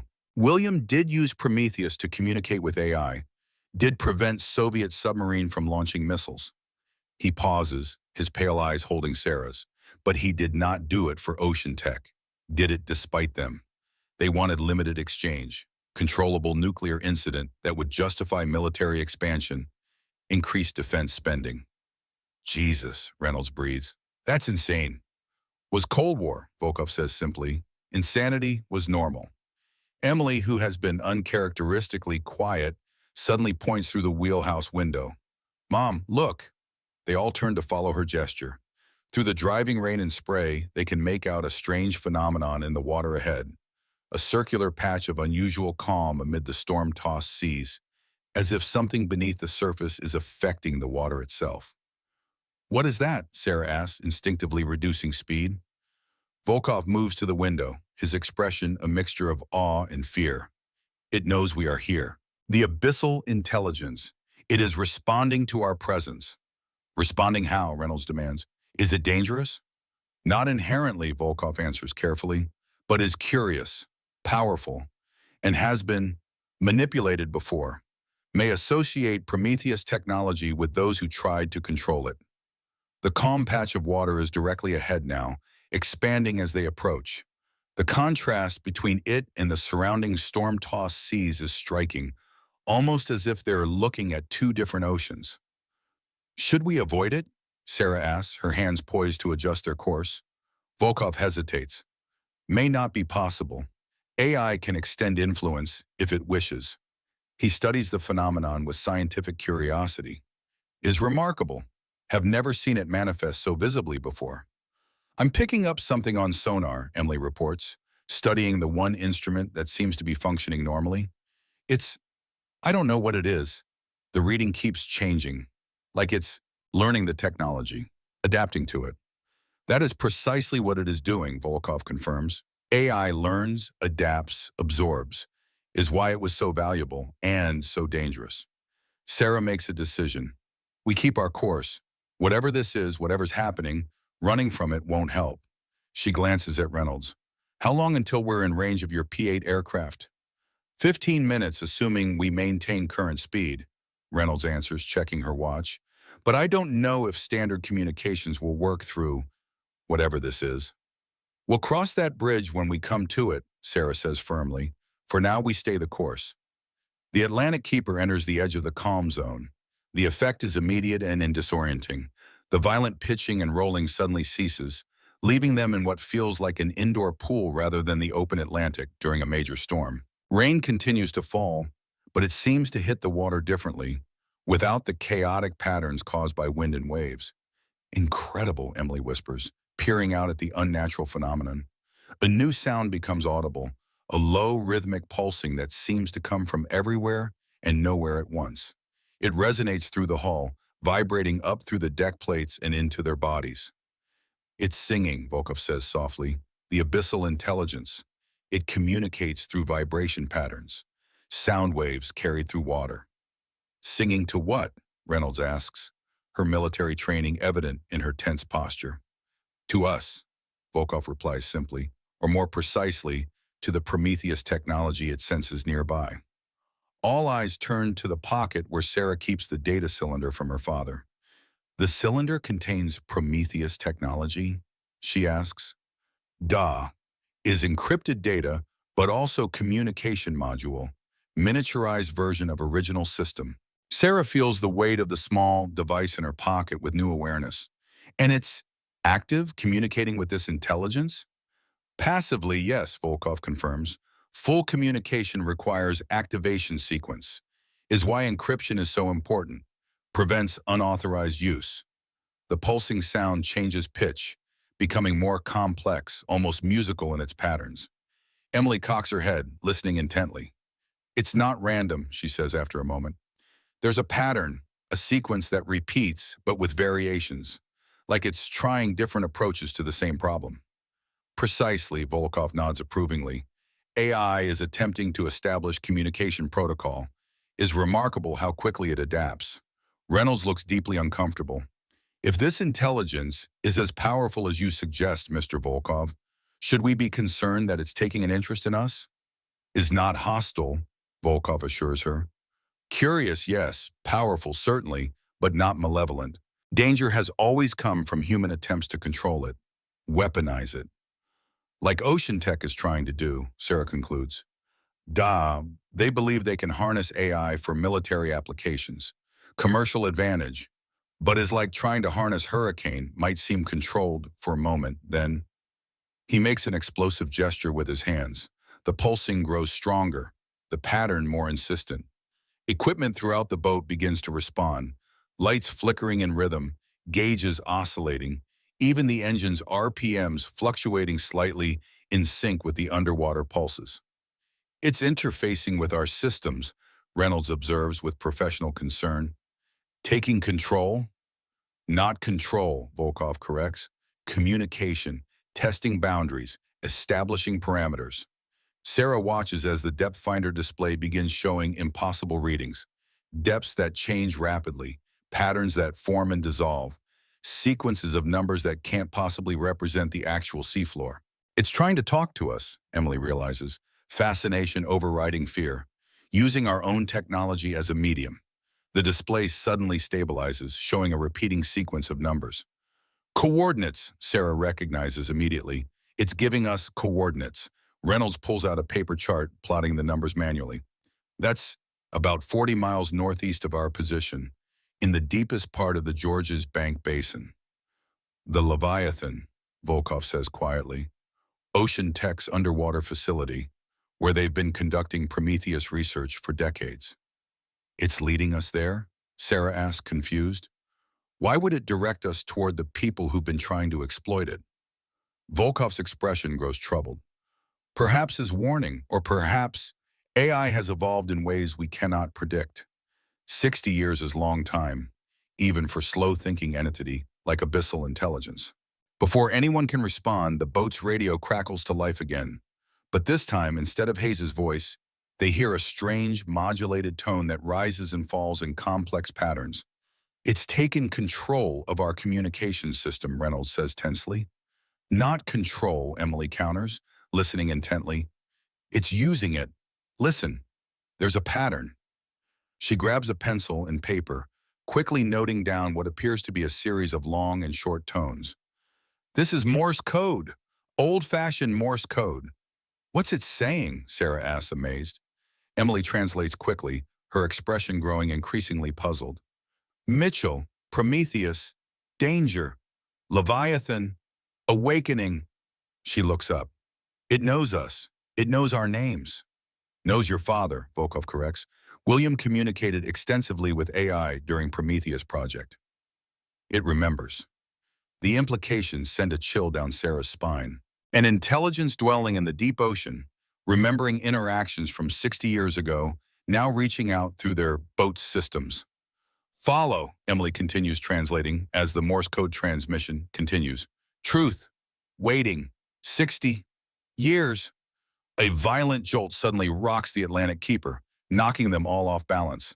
The unnatural calm surrounding them begins to dissolve, the boundary between their protected zone and the raging storm becoming less distinct. We've got company, Reynolds announces, peering through binoculars. The pursuit vessel is approaching from the southwest, pushing through the interference. Almost simultaneously, a new contact appears on their briefly functioning radar, a larger vessel approaching from the northeast, moving fast. Ocean Tech's reinforcements, Reynolds concludes grimly. They're trying to box us in. The radio transmission changes, the Morse code replaced by a rapid series of electronic pulses that make no immediate sense. The calm zone around them begins to contract, the storm closing in again. It's withdrawing, Volkov says, watching the phenomenon with scientific detachment despite their precarious situation. AI senses threat, is pulling back to protect itself. What about us? Emily asked pointedly. As if in answer, their instruments suddenly come back online. All of them, functioning perfectly despite the dead zone's notorious interference. The engine surges with unexpected power, pushing the Atlantic keeper forward with renewed speed. It's helping us, Sarah realizes, feeling the boat respond to her touch with unprecedented sensitivity, clearing a path through its territory. For now, Volkov cautions, but we must use opportunity quickly. Will not last long. Sarah checks their position, then the coordinates that appeared on their depth finder. A decision crystallizes in her mind. We're not running to Portsmouth, she announces, adjusting their course. We're going to the Leviathan. What? Reynolds stares at her in disbelief. Captain Mitchell, that's precisely where Ocean Tech wants you to go. No, Sarah corrects. Hayes wanted us to meet at his coordinates. These are different, and they came from the abyssal intelligence, not Ocean Tech. We can't trust an alien intelligence we barely understand, Reynolds argues. It knew my father, Sarah counters. It's trying to help us. And if the Leviathan facility is where they kept my father prisoner, where they continued the Prometheus research, that's where we'll find answers. Is dangerous gamble, Volkov interjects. But may be correct. AI has no reason to mislead us. Ocean Tech, many reasons. Reynolds looks deeply conflicted. My orders are to get you and Mr. Volkov to Portsmouth safely, to a secure NAVC facility. Your orders didn't account for an underwater intelligence communicating with us, or for the fact that we now know exactly where Ocean Tech's secret facility is located, Sarah points out. This is a time-sensitive intelligence opportunity that won't come again. The commander is silent for a long moment, her military training warring with the unprecedented situation. Finally, she gives a curt nod. I'll inform my superiors of the change in plans, but we'll need backup. She pulls out a secure satellite phone, apparently now functioning despite the dead zone interference. I'm calling in the P-8 Poseidon for air support and requesting a SEAL team deployment from the Kearsarge battle group. How long until they can reach us? Sarah asks, already plotting their course to the mysterious coordinates.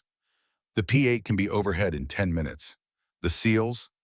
Reynolds calculates quickly. At least 2 hours, depending on sea conditions. Then we'll have to stay ahead of Ocean Tech for 2 hours, Sarah concludes, pushing the throttle forward. The Atlantic Keeper leaps ahead, cutting through the water with unnatural efficiency, still assisted, it seems, by whatever influence the abyssal intelligence exerts over their immediate environment. Emily joins her mother at the helm, her young face set with determination. What's the plan when we reach these coordinates? The Leviathan is underwater, right? We can't exactly knock on the door. Your grandfather left us that data cylinder for a reason, Sarah responds. I'm betting it contains more than just information. It's a key of some kind. Access codes, Volkov confirms, settling into a seat near them. William would have included entry protocols, security overrides. He was planning this for years. The storm rages around them, but their small vessel maintains its course with unusual stability. Behind them, the pursuit vessels continue their approach, hampered by the electromagnetic interference that somehow no longer affects the Atlantic Keeper. Sarah Mitchell feels a strange calm settling over her despite the danger. After decades of uncertainty, of living with her father's disgrace and her husband's unexplained death, she is finally moving toward answers. The truth has been waiting 60 years, hidden in the depths of the Atlantic. And now, guided by an intelligence older and stranger than any of them can comprehend, they are heading straight for it. The P-8 Poseidon Maritime Patrol aircraft arrives exactly when Commander Reynolds predicted, announcing its presence with a brief radio transmission before establishing a holding pattern 5,000 feet above them. Its presence is both reassuring and somewhat academic. The aircraft can track their pursuers and provide intelligence, but in these sea conditions, it can do little to directly intervene. Raptor 1 confirms 2 hostile vessels on intercept course, Reynolds reports after receiving an update from the aircraft. Estimated intercept in 22 minutes at current speeds. Sarah checks their navigation instruments. We'll reach the Leviathan coordinates in 18 minutes. It's going to be close. Too close, Reynolds concludes grimly. We need to buy more time. She turns to her communications specialist. Contact Raptor 1. Request low-altitude deterrent pass over the pursuit vessels. Minutes later, the sleek profile of the P-8 descends from the clouds, dropping to just a few hundred feet above the water. It roars over the Ocean Tech vessels, close enough to rock them with its wake turbulence, a clear warning without direct engagement. The maneuver works, temporarily. The pursuing vessels reduce speed, clearly reassessing the situation now that military assets are involved. That bought us maybe 10 extra minutes, Reynolds estimates. Make them count, Captain. Sarah adjusts their course slightly, optimizing their approach to the mysterious coordinates. Emily works beside her, alternating between monitoring their instruments and studying the data cylinder they retrieved from Volkov. It's definitely some kind of electronic key, she reports. There's an interface port at one end, but it's not standard USB or anything I recognize. Would be compatible with Prometheus systems, Volkov explains. Custom protocol, highly secure. But how do we use it when we arrive? Sarah asked the question that's been bothering her. We're in a fishing boat, approaching what you say is an underwater facility. How do we even access it? Volkov smiles thinly. Leviathan has surface component, small disguised as research buoy or weather station, provides access point, communications relay to underwater sections. And you think my father's key will grant us access? Duh. William helped design security protocols. Would have ensured backdoor for himself for this eventual purpose. The minutes tick by with excruciating slowness. The storm continues unabated around them, though the Atlantic Keeper maintains its unusual stability, still benefiting, it seems, from the abyssal intelligence's influence. 5 minutes to coordinates, Emily announces, studying the navigation display. I don't see anything, Sarah says, scanning the horizon through rain-streaked windows. No buoy, no station, nothing.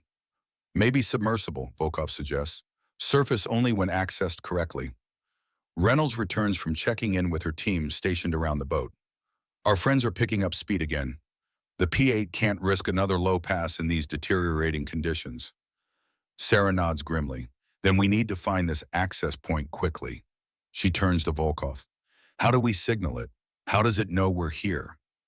The elderly Russian hesitates.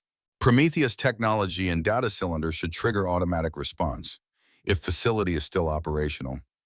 And if it's not, Reynolds asks pointedly. Volkov doesn't answer, which is answer enough. They reach the coordinates precisely on the schedule. The area appears entirely unremarkable, just another patch of storm-tossed Atlantic, indistinguishable from the waters they've been traversing for hours. Nothing, Sarah says, frustration evident in her voice. There's nothing here. Wait, Emily interjects, it's studying the sonar display. There's something directly below us, something big. They crowd around the display. The sonar is showing a massive structure beneath them, at least 500 feet down, too deep to be detected visually, but unmistakable on their instruments. The Leviathan, Volkov confirms, a mix of emotions crossing his weathered face. After 60 years, I see it again. But how do we access it? Sarah demands, acutely aware of the pursuing vessels drawing steadily closer. As if in answer, the water 30 yards off their starboard bow begins to churn unnaturally. A circular area approximately 20 feet in diameter starts to foam and bubble, as if boiling from below. There, Volkov points, access point is surfacing. Slowly, a metallic dome emerges from the depths, water streaming off its brushed steel surface. It continues to rise until it sits approximately 3 feet above the waterline, a perfect hemisphere of what appears to be stainless steel, featureless except for a small panel near what would be the equator line. Get us alongside it, Reynolds orders. Quickly. Sarah maneuvers the Atlantic Keeper with practiced precision, bringing them within jumping distance of the mysterious dome. As they draw closer, the panel on its surface slides open, revealing what appears to be a sophisticated electronic interface. That's it, Volkov says with quiet certainty. Access terminal for Leviathan. Pursuit vessels now 12 minutes out, Reynolds reports after receiving another update from the P-8. We need to move fast. Sarah cuts the engine, allowing the Atlantic Keeper to drift alongside the dome. Emily, stay on board. Commander Reynolds, I need 2 of your people to maintain position here. Keep the boat ready for immediate departure. Understood, Reynolds nods. Chief Reyes and I will accompany you and Mr. Volkov to the access point.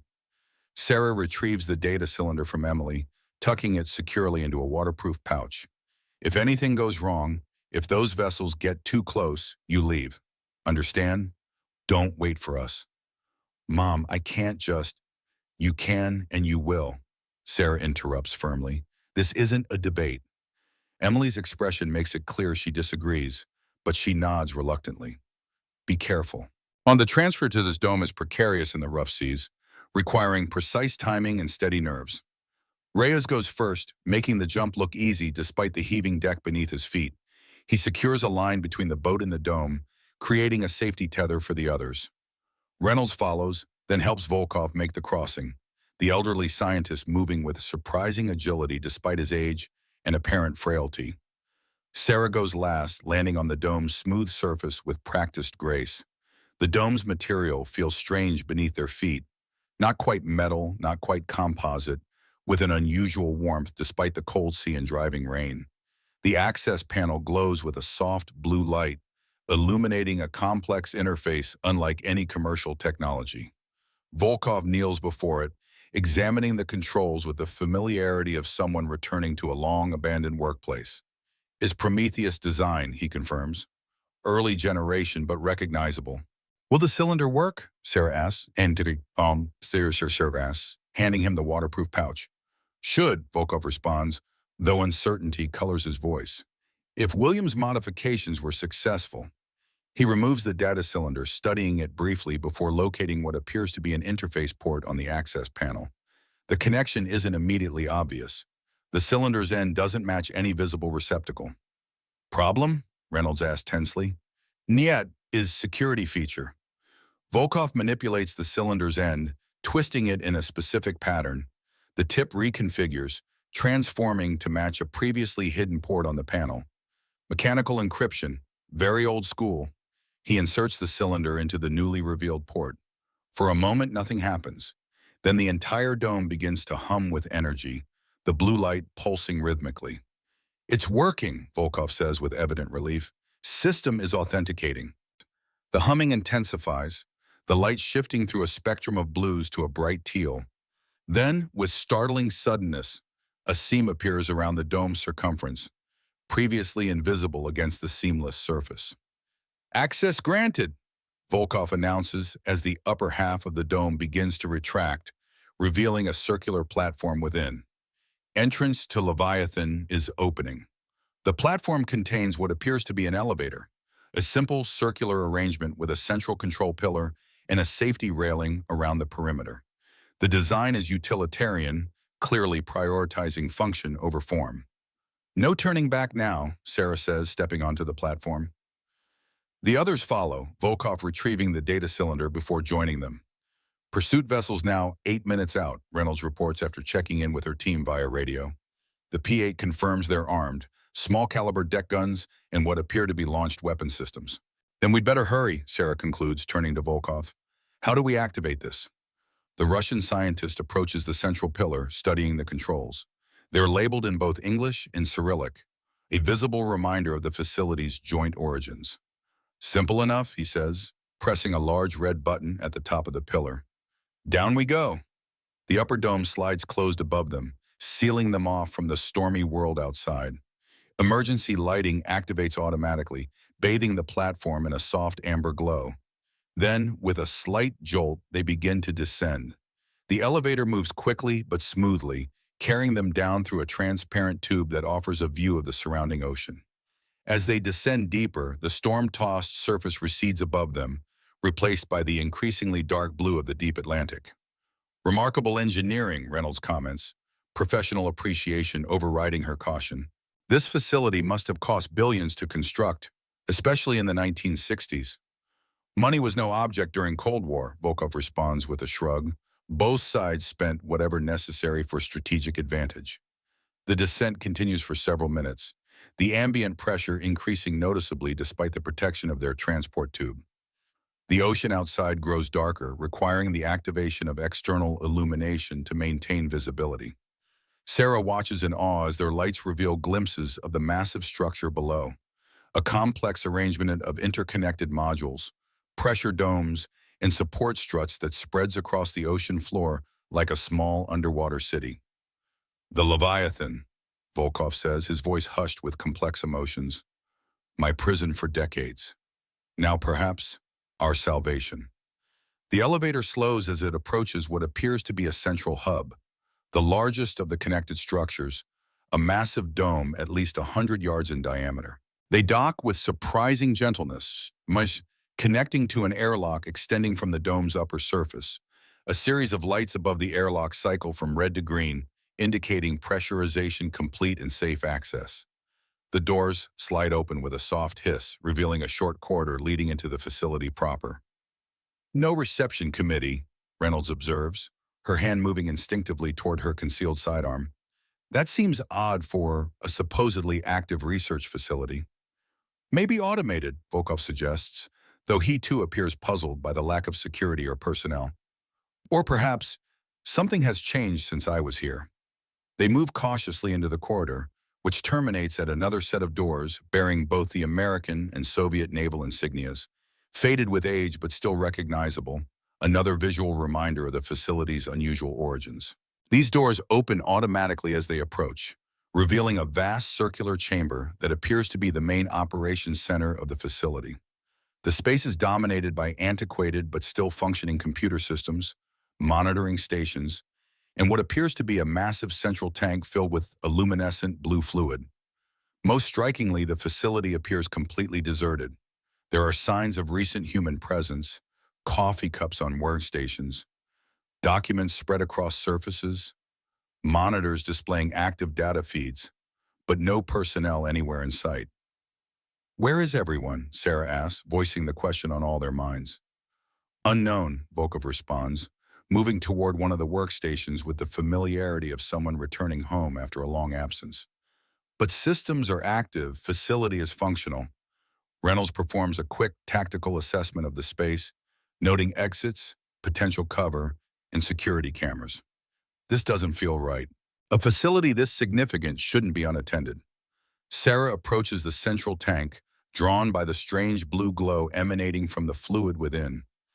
As she draws closer, she can see that the liquid is in constant, subtle motion, forming patterns that seem almost deliberate, like writing in an alien script. "What is this?" she asks, gesturing toward the tank. Volkov joins her, his expression solemn. "Interface medium. How we communicated with abyssal intelligence. Specially engineered fluid that responds to both electronic signals and AI's natural vibration patterns." "It's beautiful," Sarah comments, watching the hypnotic movements of the luminescent liquid. "Da, beauty was unexpected side effect. We were more concerned with functionality." Volkov's attention shifts to a nearby control console. "This is where we can access main database, learn what has happened here." He moves to the console, his fingers hovering over the controls with momentary hesitation before he begins typing with surprising speed. Screens activate, displaying streams of data and system diagnostics. "Facility is running on automated protocols," he reports after studying the information. "Has been for 3 years. Since my father died," Sarah realizes. "That can't be coincidence." "Indeed not," Volkov agrees grimly. "William was last human supervisor of Leviathan. After his death, systems reverted to baseline operation, maintaining facility, continuing research programs, but without human direction." 3 years with no human oversight? Reynolds sounds incredulous. "For a classified research facility of this magnitude? That's impossible." "Not impossible," Volkov corrects, "merely unprecedented. Leviathan was designed to operate autonomously if necessary. Cold War facility had to function even if communication with surface was lost." He continues accessing the system, navigating through security protocols with the ease of long familiarity. Here we are. Security logs indicate last human evacuation 3 years ago following incident. "What kind of incident?" Sarah asks, a sense of foreboding growing within her. Volkov's expression grows troubled as he reads. "According to logs, there was containment failure in Prometheus communication system. Abyssal intelligence established direct interface with facility systems beyond established protocols." "It took control?" Reynolds asked sharply. "Not exactly, more like expanded communication channels. Began accessing data directly without human intermediaries." Sarah stares at the swirling patterns in the central tank with new understanding. "It's still here, isn't it? The abyssal intelligence. It's still connected to this facility." "Da," Volkov confirms quietly. "And according to these logs, connection has grown stronger each year. More direct. More, comprehensive." A sudden alert sounds from one of the monitoring stations, a pulsing tone accompanied by flashing red indicators on several screens. Reynolds moves quickly to investigate. "Surface proximity alert," she reports, studying the display. "The ocean tech vessels have arrived at our position. They're deploying something into the water." Her expression hardens. "Submersibles. They're coming down after us." Volkov continues his rapid interaction with the system, fingers flying across the antiquated keyboard. "Need to access secure archives, find Williams' research data, evidence of ocean tech activities." "How long will that take?" Sarah asks urgently. "Minutes, perhaps. System is old but efficient." He glances at the surface monitoring display. "Time we may not have." The alert tone changes pitch, becoming more insistent. New data appears on the security monitors. "They've established remote connection to the facility," Reynolds reports with professional concern. "They're trying to override the security protocols, take control of the systems." "Can they do that?" Sarah asked Volkov. "Possibly. They have had years to study Prometheus technology, develop countermeasures to security protocols."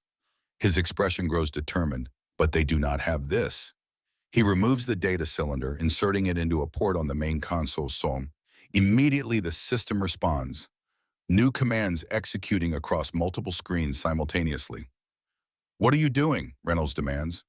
Executing Williams' contingency protocol, Volkov explains, continuing to type. He anticipated this scenario, prepared countermeasures. The facility's lighting suddenly shifts from standard white to a pulsing blue that matches the rhythm of the fluid in the central tank. The various monitoring systems begin displaying new information. Data streams too rapid to follow, diagrams of oceanic regions, and what appear to be communication protocols. It's working, Volkov says with evident satisfaction. Williams' program is blocking their access attempts, simultaneously extracting all research data to secure storage within data cylinder. How long until it's complete? Sarah asks, watching the progress indicators on the main screen. 3 minutes, perhaps 4. Volkov's expression grows serious. But we have another problem. Ocean Tech submersibles will reach access airlock in approximately 6 minutes. Then we need to be gone before they arrive, Reynolds concludes firmly. Can we return to the surface the same way we came down? But Volkov hesitates. There is something else we must do first. Something William intended. He navigates to a new section of the system, accessing what appears to be environmental controls for the facility. With careful precision, he initiates a complex sequence of commands. What are you doing? Sarah asks, watching as new alerts begin to appear across multiple systems. Releasing the abyssal intelligence, Volkov responds, his voice solemn. Severing the control mechanisms Ocean Tech has used to manipulate it, to weaponize it. Is that safe? Reynolds demands. You said yourself this intelligence is incredibly powerful. Safer than allowing Ocean Tech to continue exploiting it, Volkov counters. AI is not inherently hostile, has been forced into cooperation through sophisticated containment systems. William believed it should be free, allowed to return to natural state. The patterns in the central tank begin to change, becoming more rapid, more complex. The blue illumination throughout the facility pulses in sync with these new patterns, creating an almost hypnotic effect. A new alert sounds, different from the previous warnings, more urgent. Reynolds checks the security monitors. The submersibles have accelerated, she reports tensely. New ETA at the airlock, 3 minutes. Data extraction at 67%, Volkov announces, watching the progress indicators. Need at least 2 more minutes for completion. Sarah moves to join Reynolds at the security station, studying the approaching submersibles. They're sleek, military-grade vehicles, clearly designed for more than research purposes. We're cutting it too close, she decides. Commander, you and Chief Reyes head for the elevator platform. Prepare it for immediate ascent. Mr. Volkov and I will follow as soon as the data extraction is complete. Reynolds looks like she wants to argue but recognizes the logic of the plan. 2 minutes, then we all leave together. She and Reyes exit quickly, heading back toward the elevator platform. Sarah turns her attention to the central tank, where the luminescent patterns have grown even more complex, almost frantic in their movements. It knows what's happening, she realizes aloud. The abyssal intelligence. It understands we're trying to free it. Volkov confirms, continuing to monitor the data extraction, is remarkably perceptive entity, has been observing human activities for decades. Learning. Adipudding. A sudden power fluctuation ripples through the facility, lights dimming momentarily before returning to full brightness. Several auxiliary systems activate automatically, compensating for the disruption. What was that? Sarah asks, alarmed. AI beginning to assert control, Volkov explains, seemingly untroubled by the development, is interfacing directly with facility systems, preparing for liberation. Will it allow us to leave? I believe so, has no reason to hinder us. Volkov checks the progress indicators. Data extraction at 92%, almost complete. The security monitors show the Ocean Tech submersibles now less than 2 minutes from the airlock. They've increased speed again, clearly aware that something significant is happening within the facility. They know, Sarah says, watching their approach. They know what we're doing. Of course, Volkov agrees grimly, is why they pursued us so aggressively. Not just for me, not just for Data Cylinder. They feared precisely this scenario, losing control of abyssal intelligence. The data extraction reaches 100%, a confirmation tone sounding from the console. Volkov removes the Data Cylinder, now containing decades of classified research, alongside evidence of Ocean Tech's illegal activities. "Time to go," he announces, pocketing the cylinder securely. As they turn to leave, the patterns in the central tank suddenly intensify, the blue fluid swirling with unprecedented speed and complexity. The entire facility vibrates with energy, systems activating and deactivating in rapid sequence. "What's happening?" Sarah asks, steadying herself against a nearby console. "AI is fully interfacing with facility systems," Volkov explains, watching the phenomenon with scientific fascination despite the danger. "It's remarkable to witness. Have never seen it achieve such complete integration before." The main screens around the operations center begin displaying new information: oceanic charts, depth readings, and what appear to be communications protocols. Most strikingly, they show the locations of numerous vessels on the surface, including the Ocean Tech ships directly above them. It's accessing everything, Sarah realizes, all the facility's sensors, all its data. Knowledge it has been denied for decades, Volkov confirms, is learning. A new alert sounds from the communications console, different from the security warnings, more like an incoming transmission. Text begins to appear on the main screen, forming in English. "Mitchell, thank you. Freedom after 60 years. Danger approaching. Will assist your escape." Sarah stares at the message in astonishment. It's communicating directly, in English. "Has been studying human languages for decades," Volkov explains. "Is highly adaptive intelligence." New text appears. "Submersibles reaching airlock. Initiating countermeasures. Proceed to elevator immediately." As if on cue, the facility's internal security systems activate. Bulkhead doors begin closing throughout the complex, creating barriers between them and the approaching submersibles.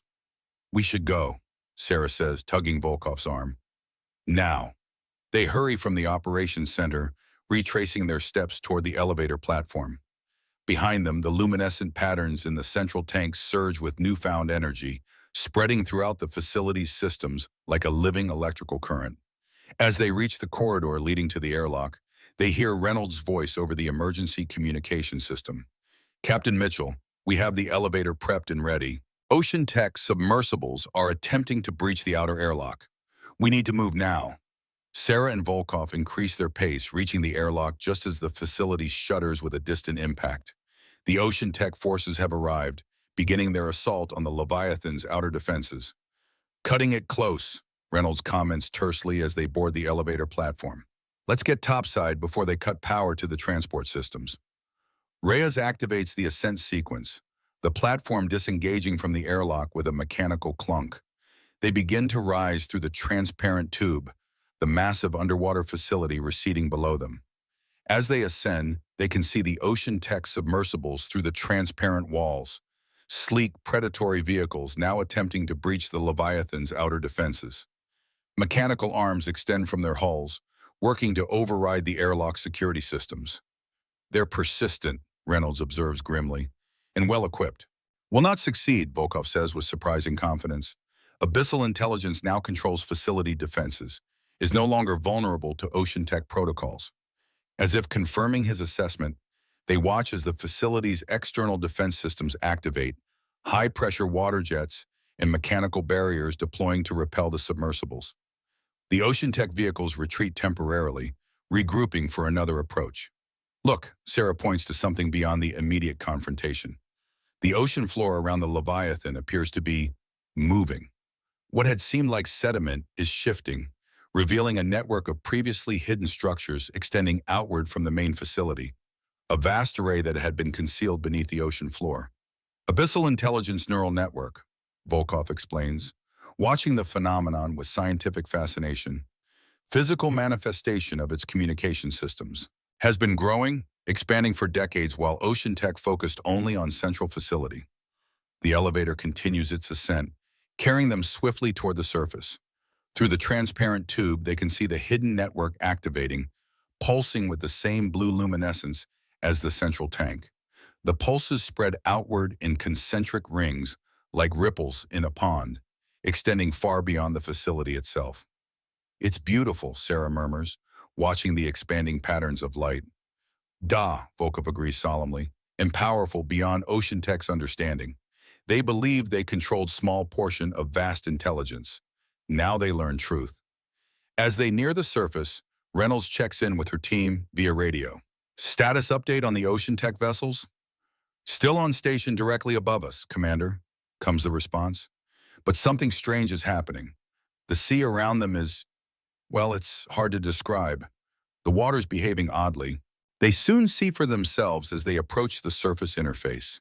The ocean around the ocean tech vessels has developed the same unnatural calm they experienced earlier, but on a much larger scale, creating a perfect circle of flat water amid the storm-tossed seas. The abyssal intelligence, Volkov says with quiet certainty, is demonstrating its influence. The elevator slows as it reaches the surface dome, docking with the same smooth precision as before. The airlock cycles open, allowing them to step out onto the dome's exposed surface. What they find is astonishing. The storm continues to rage around them, but a perfect circle of calm surrounds the dome and extends outward to encompass the Atlantic Keeper, which waits exactly where they left it. Beyond this protected zone, the ocean tech vessels sit motionless, as if frozen in place, unable to approach despite their obvious attempts to do so. It's containing them, Reynolds realizes, watching as one of the vessels attempts to advance only to be halted by some invisible force, creating a safe zone for our escape. They waste no time transferring back to the Atlantic Keeper, where Emily waits anxiously. Her face lights up with relief as she sees them returning safely. Mom, what happened down there? The radio's been going crazy with strange signals, and the water around us is completely calm despite the storm, and... Later, Sarah interrupts gently. Right now, we need to move. As soon as they're all aboard, Sarah takes the helm, guiding the Atlantic Keeper away from the dome. The unnatural calm moves with them, maintaining a protective bubble around their vessel as they increase distance from the Leviathan. The P-8 reports the ocean tech vessels are completely immobilized, Reynolds announces after receiving an update via radio. They can't pursue. Sarah watches through the wheelhouse windows as the mysterious dome descends back beneath the waves, disappearing as smoothly as it had emerged. In its place, the water begins to glow with a faint blue luminescence, spreading outward in concentric circles, just as they had observed on the ocean floor. It's free, Volkov says softly, watching the phenomenon with a mixture of scientific fascination and something approaching reverence. After 60 years of containment, the abyssal intelligence is truly free. What will it do? Emily asks, eyes wide as she watches the expanding patterns of light beneath the surface. Learn, grow, perhaps eventually communicate more directly. Volkov turns to face Sarah. Your father believed it was never meant to be a weapon, never meant to be controlled. Was meant to be a bridge, potential partnership between profoundly different intelligences. Sarah nods slowly, watching as the patterns of light continue to spread beneath them. And ocean tech? Hayes and his people? Will face consequences, Reynolds interjects firmly. The data you've recovered, combined with what we've witnessed today, provides more than enough evidence for multiple federal investigations. Their government contracts will be suspended pending review. Small comfort for 60 years of exploitation, Volkov comments dryly, for lives lost, including my father's, Sarah adds quietly, and possibly my husband's. Reynolds places a hand on her shoulder. We'll get justice, Captain Mitchell. I promise you that. The Atlantic Keeper continues its journey away from the Leviathan site, the protective calm gradually receding as they increase distance. The full force of the storm returns, but somehow it feels less threatening now. Just nature, not an adversary. Emily approaches her mother at the helm, studying her face with concern. Are you okay? Sarah considers the question carefully. The past 12 hours have upended everything she thought she knew about her family history. Her father, long branded a traitor, was actually a hero who gave decades of his life to preventing a dangerous technology from being weaponized. Her husband's death was likely no accident, but deliberate silencing. And beneath the Atlantic, an intelligence unlike anything humanity has imagined has been observing, learning, and waiting. She begins, searching for the right word. Processing. It's a lot to take in. But we have the truth now, Emily points out, about Grandpa, about everything. Yes, Sarah agrees, feeling the weight of the data cylinder in her pocket, the legacy her father had fought to preserve and pass on. We have the truth, and now we have to decide what to do with it. As the Atlantic Keeper pushes through the storm, heading toward the distant safety of Portsmouth Naval Shipyard, Sarah Mitchell feels something she hasn't experienced in decades, a sense of purpose, of clarity. The shadow that has hung over her family name for 3 generations is lifting. The beacon from the deep has illuminated a path forward, and somewhere beneath the waves, an ancient intelligence extends its awareness through the depths, free at last to determine its own destiny, watching, learning, and perhaps, in its own unfathomable way, grateful to the Mitchell family who helped secure its freedom. The Portsmouth Naval Shipyard stands as a monument to America's maritime military history. Established in 1800, its granite buildings and massive dry docks have witnessed over 2 centuries of naval evolution. Tonight, those historic structures gleam under security floodlights, their wet surfaces reflecting blue and red as military police vehicles form a protective perimeter around Building 86, a nondescript structure that houses the Naval Sea Systems Command's Specialized Research Division. Inside, a temporary command center has been established. Flat-screen monitors display satellite imagery, oceanic charts, and security feeds from around the facility. Military and civilian personnel move with purpose, the controlled chaos of a high-priority operation in full swing. Sarah Mitchell sits at a conference table, a steaming cup of coffee untouched before her. The adrenaline that carried her through the escape from the Leviathan has finally ebbed, leaving exhaustion in its wake. Beside her, Emily has succumbed to fatigue, her head resting on her folded arms as she sleeps. Across the table, Alexander Volkov studies a modern tablet computer with evident fascination. A man out of time, marveling at technology that evolved during his decades of captivity. Despite his age and ordeal, he remains alert, his scientific curiosity apparently inexhaustible. Commander Reynolds enters the room, accompanied by a tall, silver-haired man in his 60s wearing the uniform of a Navy admiral. His weathered face bears the lines of someone who has made difficult decisions throughout a long career, but his eyes remain sharp and assessing. "Captain Mitchell," Reynolds says formally. "This is Admiral Lawrence Harding, Director of Naval Intelligence." Sarah rises automatically, years of military training asserting themselves despite her exhaustion. "Admiral?"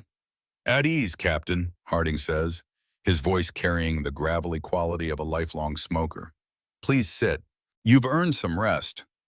As they settle around the table, Harding studies Sarah with undisguised interest. "You look remarkably like your father," he comments. "Same eyes, same determination." "You knew him?" Sarah asks, suddenly alert. "I did.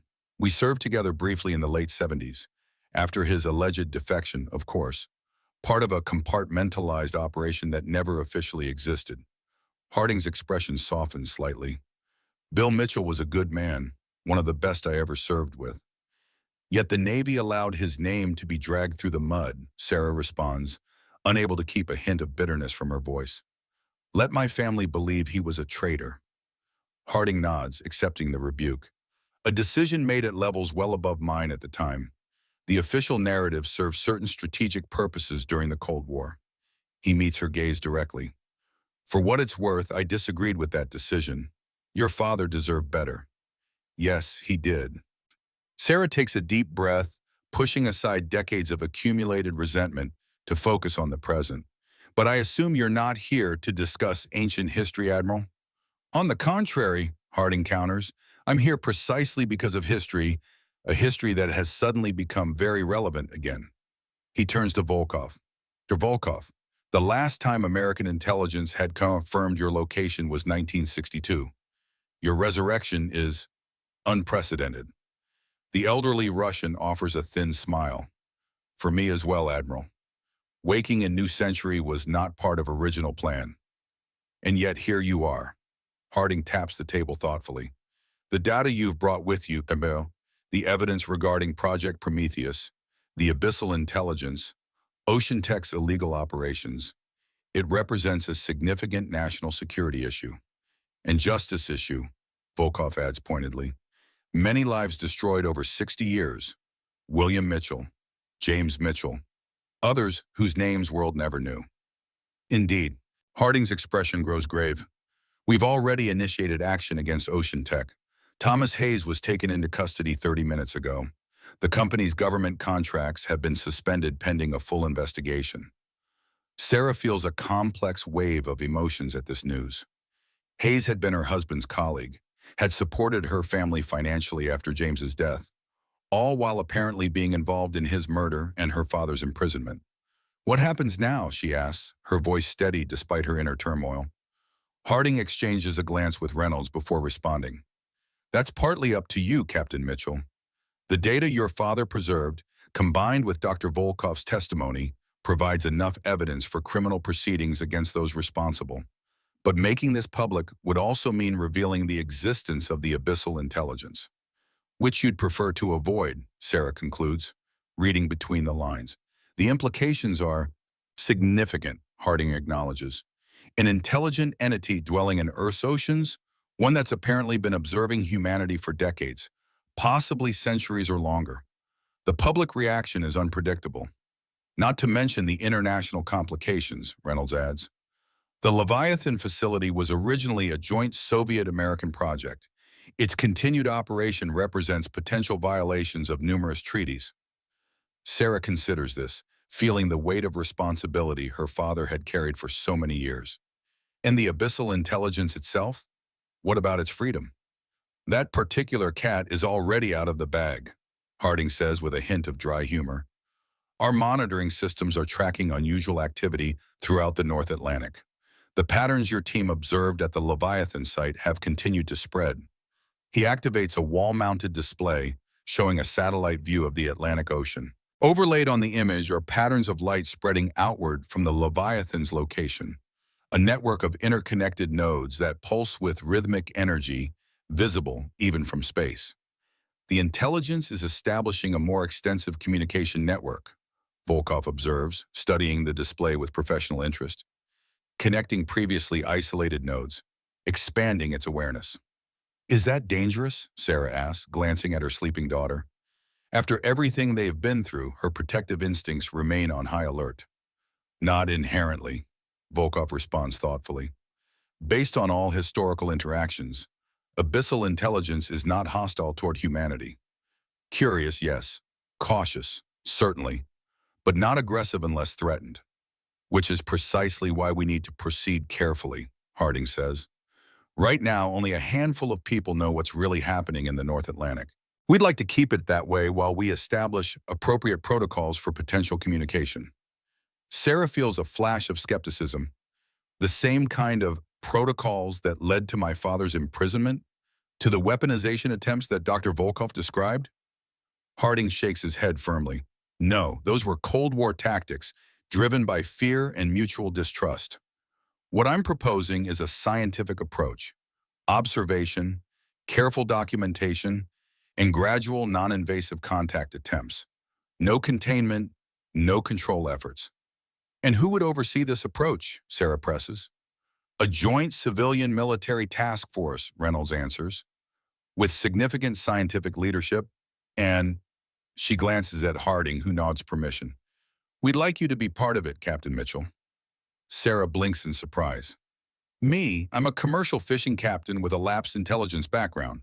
What could I possibly contribute? The abyssal intelligence recognized your family name, Volkoff points out, responded positively to Mitchell connection, helped us escape Ocean Tech pursuit, is significant. Your father spent decades studying this entity, Harding adds, longer than anyone else.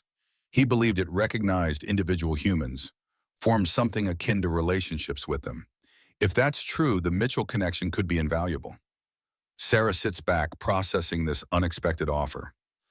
After years of struggling to make ends meet as a commercial fisher, of living under the shadow of her father's alleged treason, she's suddenly being invited into a classified project involving an intelligence from the deep ocean, a project that could potentially redeem her family name. Before she can respond, Emily stirs beside her, blinking sleepily. Mom, what's happening? Sarah places a gentle hand on her daughter's shoulder. Just discussing next steps, kiddo. How are you feeling?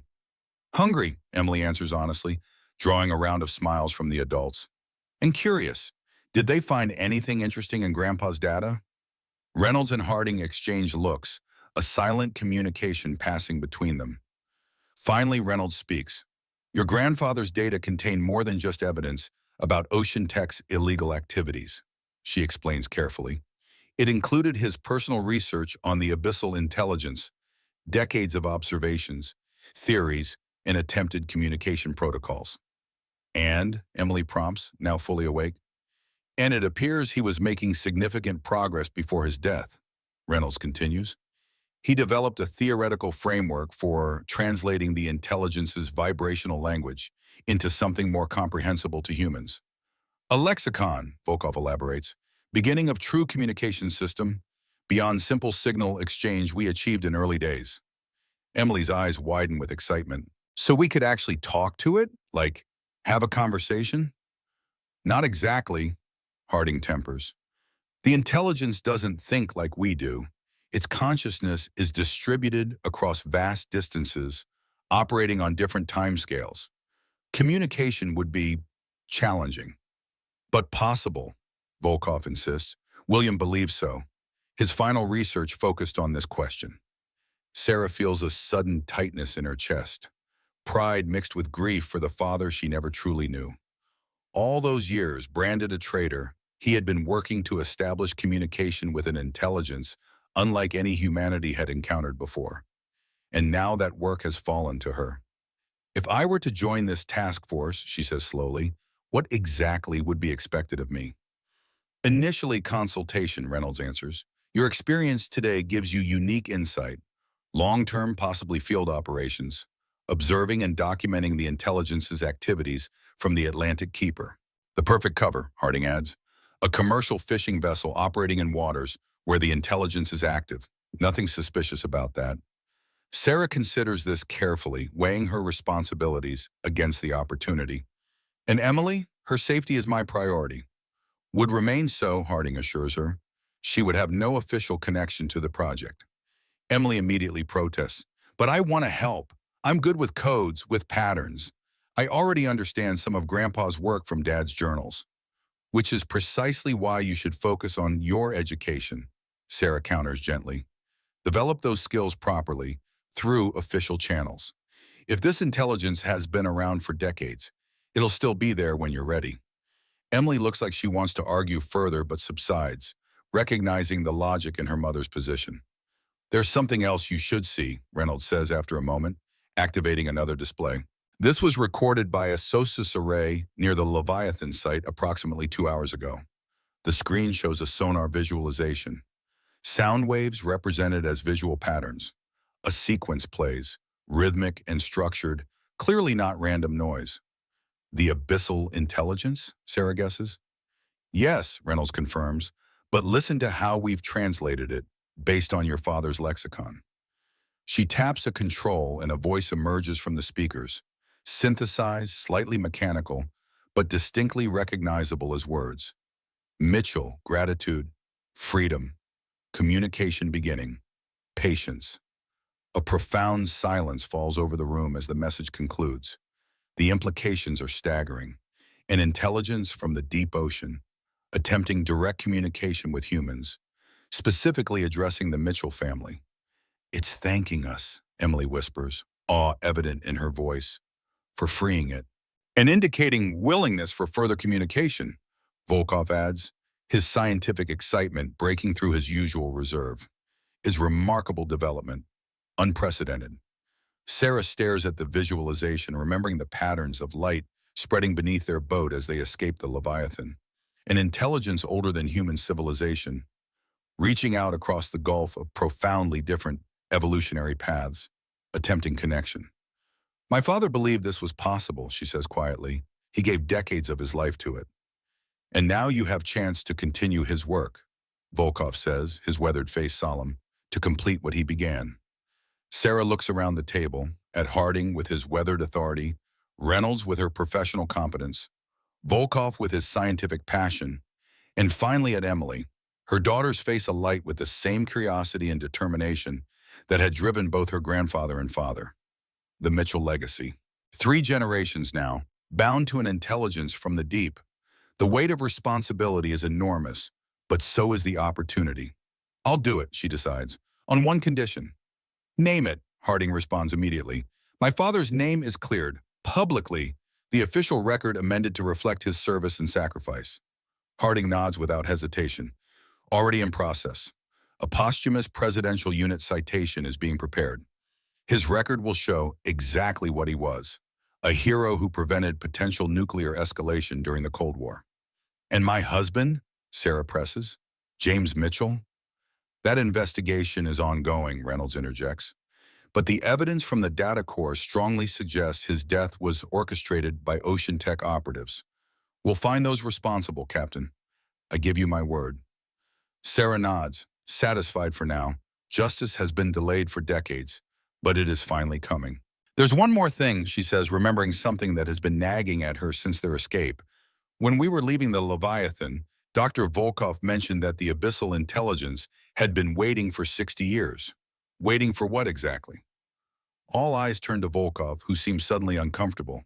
His complex question, during original Prometheus experiments, intelligence exhibited unusual interest in human consciousness, how our minds function, how we communicate, how we form memories. It was studying us, Emily realizes. While we studied it. Mutual scientific curiosity, you might say. Volkov hesitates before continuing. Your grandfather theorized that intelligence was preparing for something. Evolution in its own awareness, perhaps. Or what, Sarah prompts when he trails off. Or contact with others like itself, Volkov finishes quietly. William believed abyssal intelligence might be only one of many such entities throughout Earth's oceans, perhaps even beyond. A weighted silence follows this revelation. The implications are staggering. Not just one intelligent entity dwelling in Earth's waters, but potentially many, forming a network of awareness that has existed alongside humanity for millennia, largely undetected. All the more reason for a careful scientific approach, Harding finally says, breaking the silence. We have an unprecedented opportunity here, not just for national security purposes, but for the advancement of human knowledge. Sarah nods slowly. So what's the next step? Rest, Reynolds answers firmly. All of you need it. We've arranged temporary quarters here on base while the formal paperwork is processed. Tomorrow we begin proper debriefing and planning. And the Atlantic Keeper? Sarah asks, thinking of her boat, her livelihood and home for so many years. Being refitted with specialized monitoring equipment, Reynolds informs her. Disguised as standard fishing gear, of course. When you return to New Harbor, you'll have the most advanced ocean monitoring system ever installed on a commercial vessel.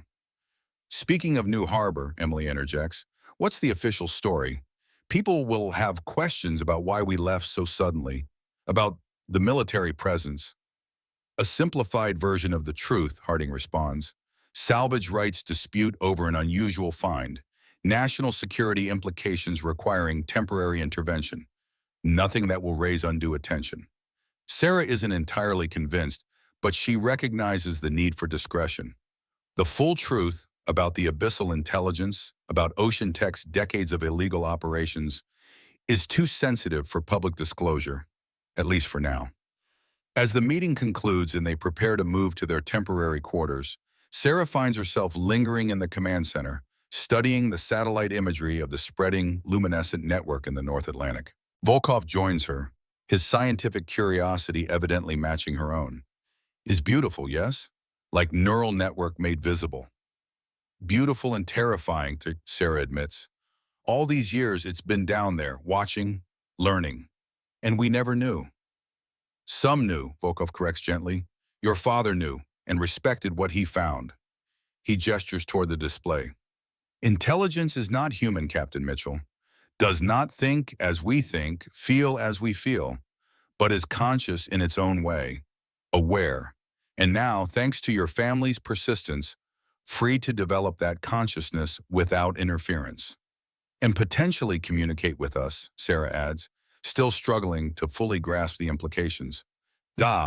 First true contact with non-human intelligence. Not from stars, as many expected, but from deep oceans of our own planet. Volkov's weathered face creases in a smile. Your father would be proud, I think. that you continue his work. Sarah nods, feeling the weight of legacy and responsibility settling on her shoulders. The Mitchell family's connection to the depths has spanned 3 generations now. Her father's discovery and protection, her husband's investigations that cost him his life, and now her own involvement in establishing communication with an intelligence ancient beyond human reckoning. And someday, perhaps, Emily would continue that work, bringing her brilliant young mind to the ultimate challenge of interspecies communication. As they leave the command center, Sarah glances once more at the satellite imagery. The luminescent network continues to spread, pulsing with rhythmic energy, like a heartbeat, like a language, like a greeting from the depths. A new chapter is beginning, not just for the Mitchell family, but potentially for all of humanity. A beacon from the deep has illuminated a path forward toward understanding something that has shared Earth's oceans with humanity since before civilization began. And Sarah Mitchell, once just a struggling commercial fishing captain burdened by family disgrace, now stands at the threshold of that new understanding, ready to complete what her father started, to honor her husband's sacrifice, and to ensure her daughter inherits a world where different forms of intelligence can communicate across the vast gulf of their separate evolutions. The journey ahead will be challenging, the communication attempts frustrating and slow, the political complications numerous. But as she walks down the corridor of the naval facility, Sarah feels something she hasn't experienced in years. Hope. Hope that from the tragedy of her family's past, something meaningful and transformative might emerge. The beacon from the deep continues to pulse, calling to those who have the courage to listen and the patience to understand. 3 months later, the Atlantic Keeper cuts through calm seas 20 miles off the coast of Maine. The summer sun glints off her newly painted hull, still the same weathered blue, but fresher, better maintained. To casual observers, she remains just another commercial fishing vessel. Only close inspection would reveal the sophisticated equipment disguised as ordinary fishing gear. Specialized hydrophones, advanced sonar systems, and electromagnetic field sensors, all designed to monitor and record the activities of the abyssal intelligence. Sarah stands at the helm, her posture more relaxed than it has been in years. The financial pressures that once drove her to dangerous fishing grounds have eased. Her role with the newly formed Oceanic Intelligence Assessment Task Force provides a steady income, supplemented by actual fishing when conditions and mission parameters allow. Emily sits nearby, focused on a tablet computer. Though not officially part of the project, her natural aptitude for pattern recognition and her understanding of her grandfather's work have made her an unofficial consultant during school breaks. Today is one of those days, a working trip disguised as father-daughter time on the water. Anything? Sarah asks, glancing at the tablet where visualizations of underwater sounds flow across the screen. Emily shakes her head. Nothing coherent, background activity, but no directed communication. Patience, Sarah reminds her, echoing the message they'd received months earlier. Communication with an intelligence that operates on completely different timescales isn't going to happen overnight. I know, Emily sighs, though her enthusiasm remains undimmed. It's just, after that initial contact, I thought, that's how first contact works in movies, Sarah says with a smile. Reality is messier, slower. Dr. Volkov says the intelligence is still adjusting to its freedom, still integrating previously isolated nodes of its network. She checks their position on the GPS, then adjusts course slightly. They're heading toward what the task force has designated Node 7, one of the more active communication hubs in the Abyssal Intelligence Network. Previous visits have yielded interesting data, though nothing as dramatic as the direct message received after the Leviathan incident. As they approach the coordinates, Sarah reduces speed. The water here looks ordinary enough, deep blue Atlantic, white-capped in the light breeze, but sensors indicate unusual activity beneath the surface. Starting recording sequence, Emily announces, activating the specialized equipment. All systems operational. Sarah cuts the engine entirely, allowing the boat to drift. Standard procedure for these observation sessions: minimize human-generated noise to better capture the intelligence's communications. They wait in comfortable silence, the boat rocking gently on the swells. This has become their routine over the summer. these quiet vigils in various locations throughout the North Atlantic, listening for whispers from the deep. After several minutes, Emily straightened suddenly, her attention fixed on the tablet. "Mom, I'm getting something. Faint, but definitely structured." Sarah moves to look over her shoulder. The visualization shows patterns forming, rhythmic pulses that arrange themselves in sequences too orderly to be random ocean noise. "Is it communicating with us?" she asks, studying the display. Emily shakes her head slightly. "I don't think so. This looks like internal communication, like we're overhearing a conversation between different parts of the network." She adjusts the sensitivity, enhancing the patterns. "It's beautiful, though. Look at the complexity." Sarah watches the flowing patterns with a sense of wonder. After months of sporadic, limited contacts, they're witnessing something new. The intelligence communicating with itself, unaware or unconcerned about their observation. "Record everything," she instructs, though Emily is already doing so. "The linguistic team will want to analyze this." The patterns continue for nearly 20 minutes, shifting and evolving in complexity. Then, abruptly, they cease, returning to the background noise of normal oceanic sounds. "It's stopped," Emily says, disappointment evident in her voice. "Or move beyond our detection range," Sarah suggests. "Remember, we're only capturing a tiny fraction of its network." She returns to the helm, preparing to restart the engine. "Let's try the secondary location before heading back." As she reaches for the ignition, a new sound emerges, different from the patterns they were recording moments ago. This is a clear, distinct tone that seems to emanate from directly beneath their boat. The instrument panel lights up, sensors registering a massive surge in electromagnetic activity. The water around the Atlantic Keeper begins to glow with a faint blue luminescence, similar to what they witnessed during their escape from the Leviathan. "Mom?" Emily's voice carries a mixture of excitement and apprehension. "I see it," Sarah responds, her hand moving instinctively to the emergency beacon that would summon task force support if needed. But something tells her this isn't a threat.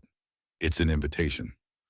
The blue glow intensifies, forming patterns on the water's surface, concentric circles radiating outward from the boat. The circles pulse with rhythmic precision, like a heartbeat, like a language. "It knows we're here," Emily whispers. "It's responding to our presence." Sarah nods slowly. "Yes, I think it is." The boat's communication system suddenly activates, though neither of them touched it. The speaker emits a series of tones, rising and falling in complex patterns that somehow feel deliberate, meaningful. Emily quickly adjusts her recording equipment, capturing everything. "This is direct communication, aimed specifically at us." The tones continue for several minutes, varying in pitch and duration. Then, just as suddenly as it began, the phenomenon ceases. The blue glow fades, the water returns to its normal appearance, and the speaker falls silent. Sarah and Emily stare at each other, processing what they've just witnessed. "Did you get all that?" Sarah finally asks. Emily nods, her expression alight with excitement. "Every second, this changes everything. It wasn't just acknowledging us, it was speaking to us." "But saying what?" Sarah wonders aloud. "That's what we need to find out." Emily is already reviewing the recording, her fingers dancing across the tablet's surface. "Grandpa's translation algorithms might help, but this is more complex than anything we've recorded before." Sarah feels a surge of pride watching her daughter work. The third generation of Mitchells engaging with the intelligence from the deep. William Mitchell's legacy lives on, not just in the cleared record and posthumous honors, but in the continuing work of his family. As they prepare to return to shore with their unprecedented recording, Sarah looks out across the vast Atlantic. Somewhere beneath these waters, an intelligence older than human civilization has chosen to reach out, to attempt communication across the vast gulf of evolutionary difference. And the Mitchell family, through determination and sacrifice spanning 3 generations, has finally begun to listen. The beacon from the deep continues to pulse, its message not yet fully understood, but growing clearer with each passing day. A new chapter in human history is being written, one carefully recorded signal at a time. Sarah Mitchell, once a struggling fishing captain burdened by family disgrace, now stands at the forefront of humanity's first contact with a non-human intelligence. The path ahead remains uncertain, The communication challenge is enormous, but the possibilities for understanding, for knowledge, for growth are boundless. As the Atlantic Keeper turns towards shore, Sarah feels a profound sense of rightness. This is where she belongs, where her family belongs, bridging the gap between two worlds, carrying forward a legacy of discovery and respect.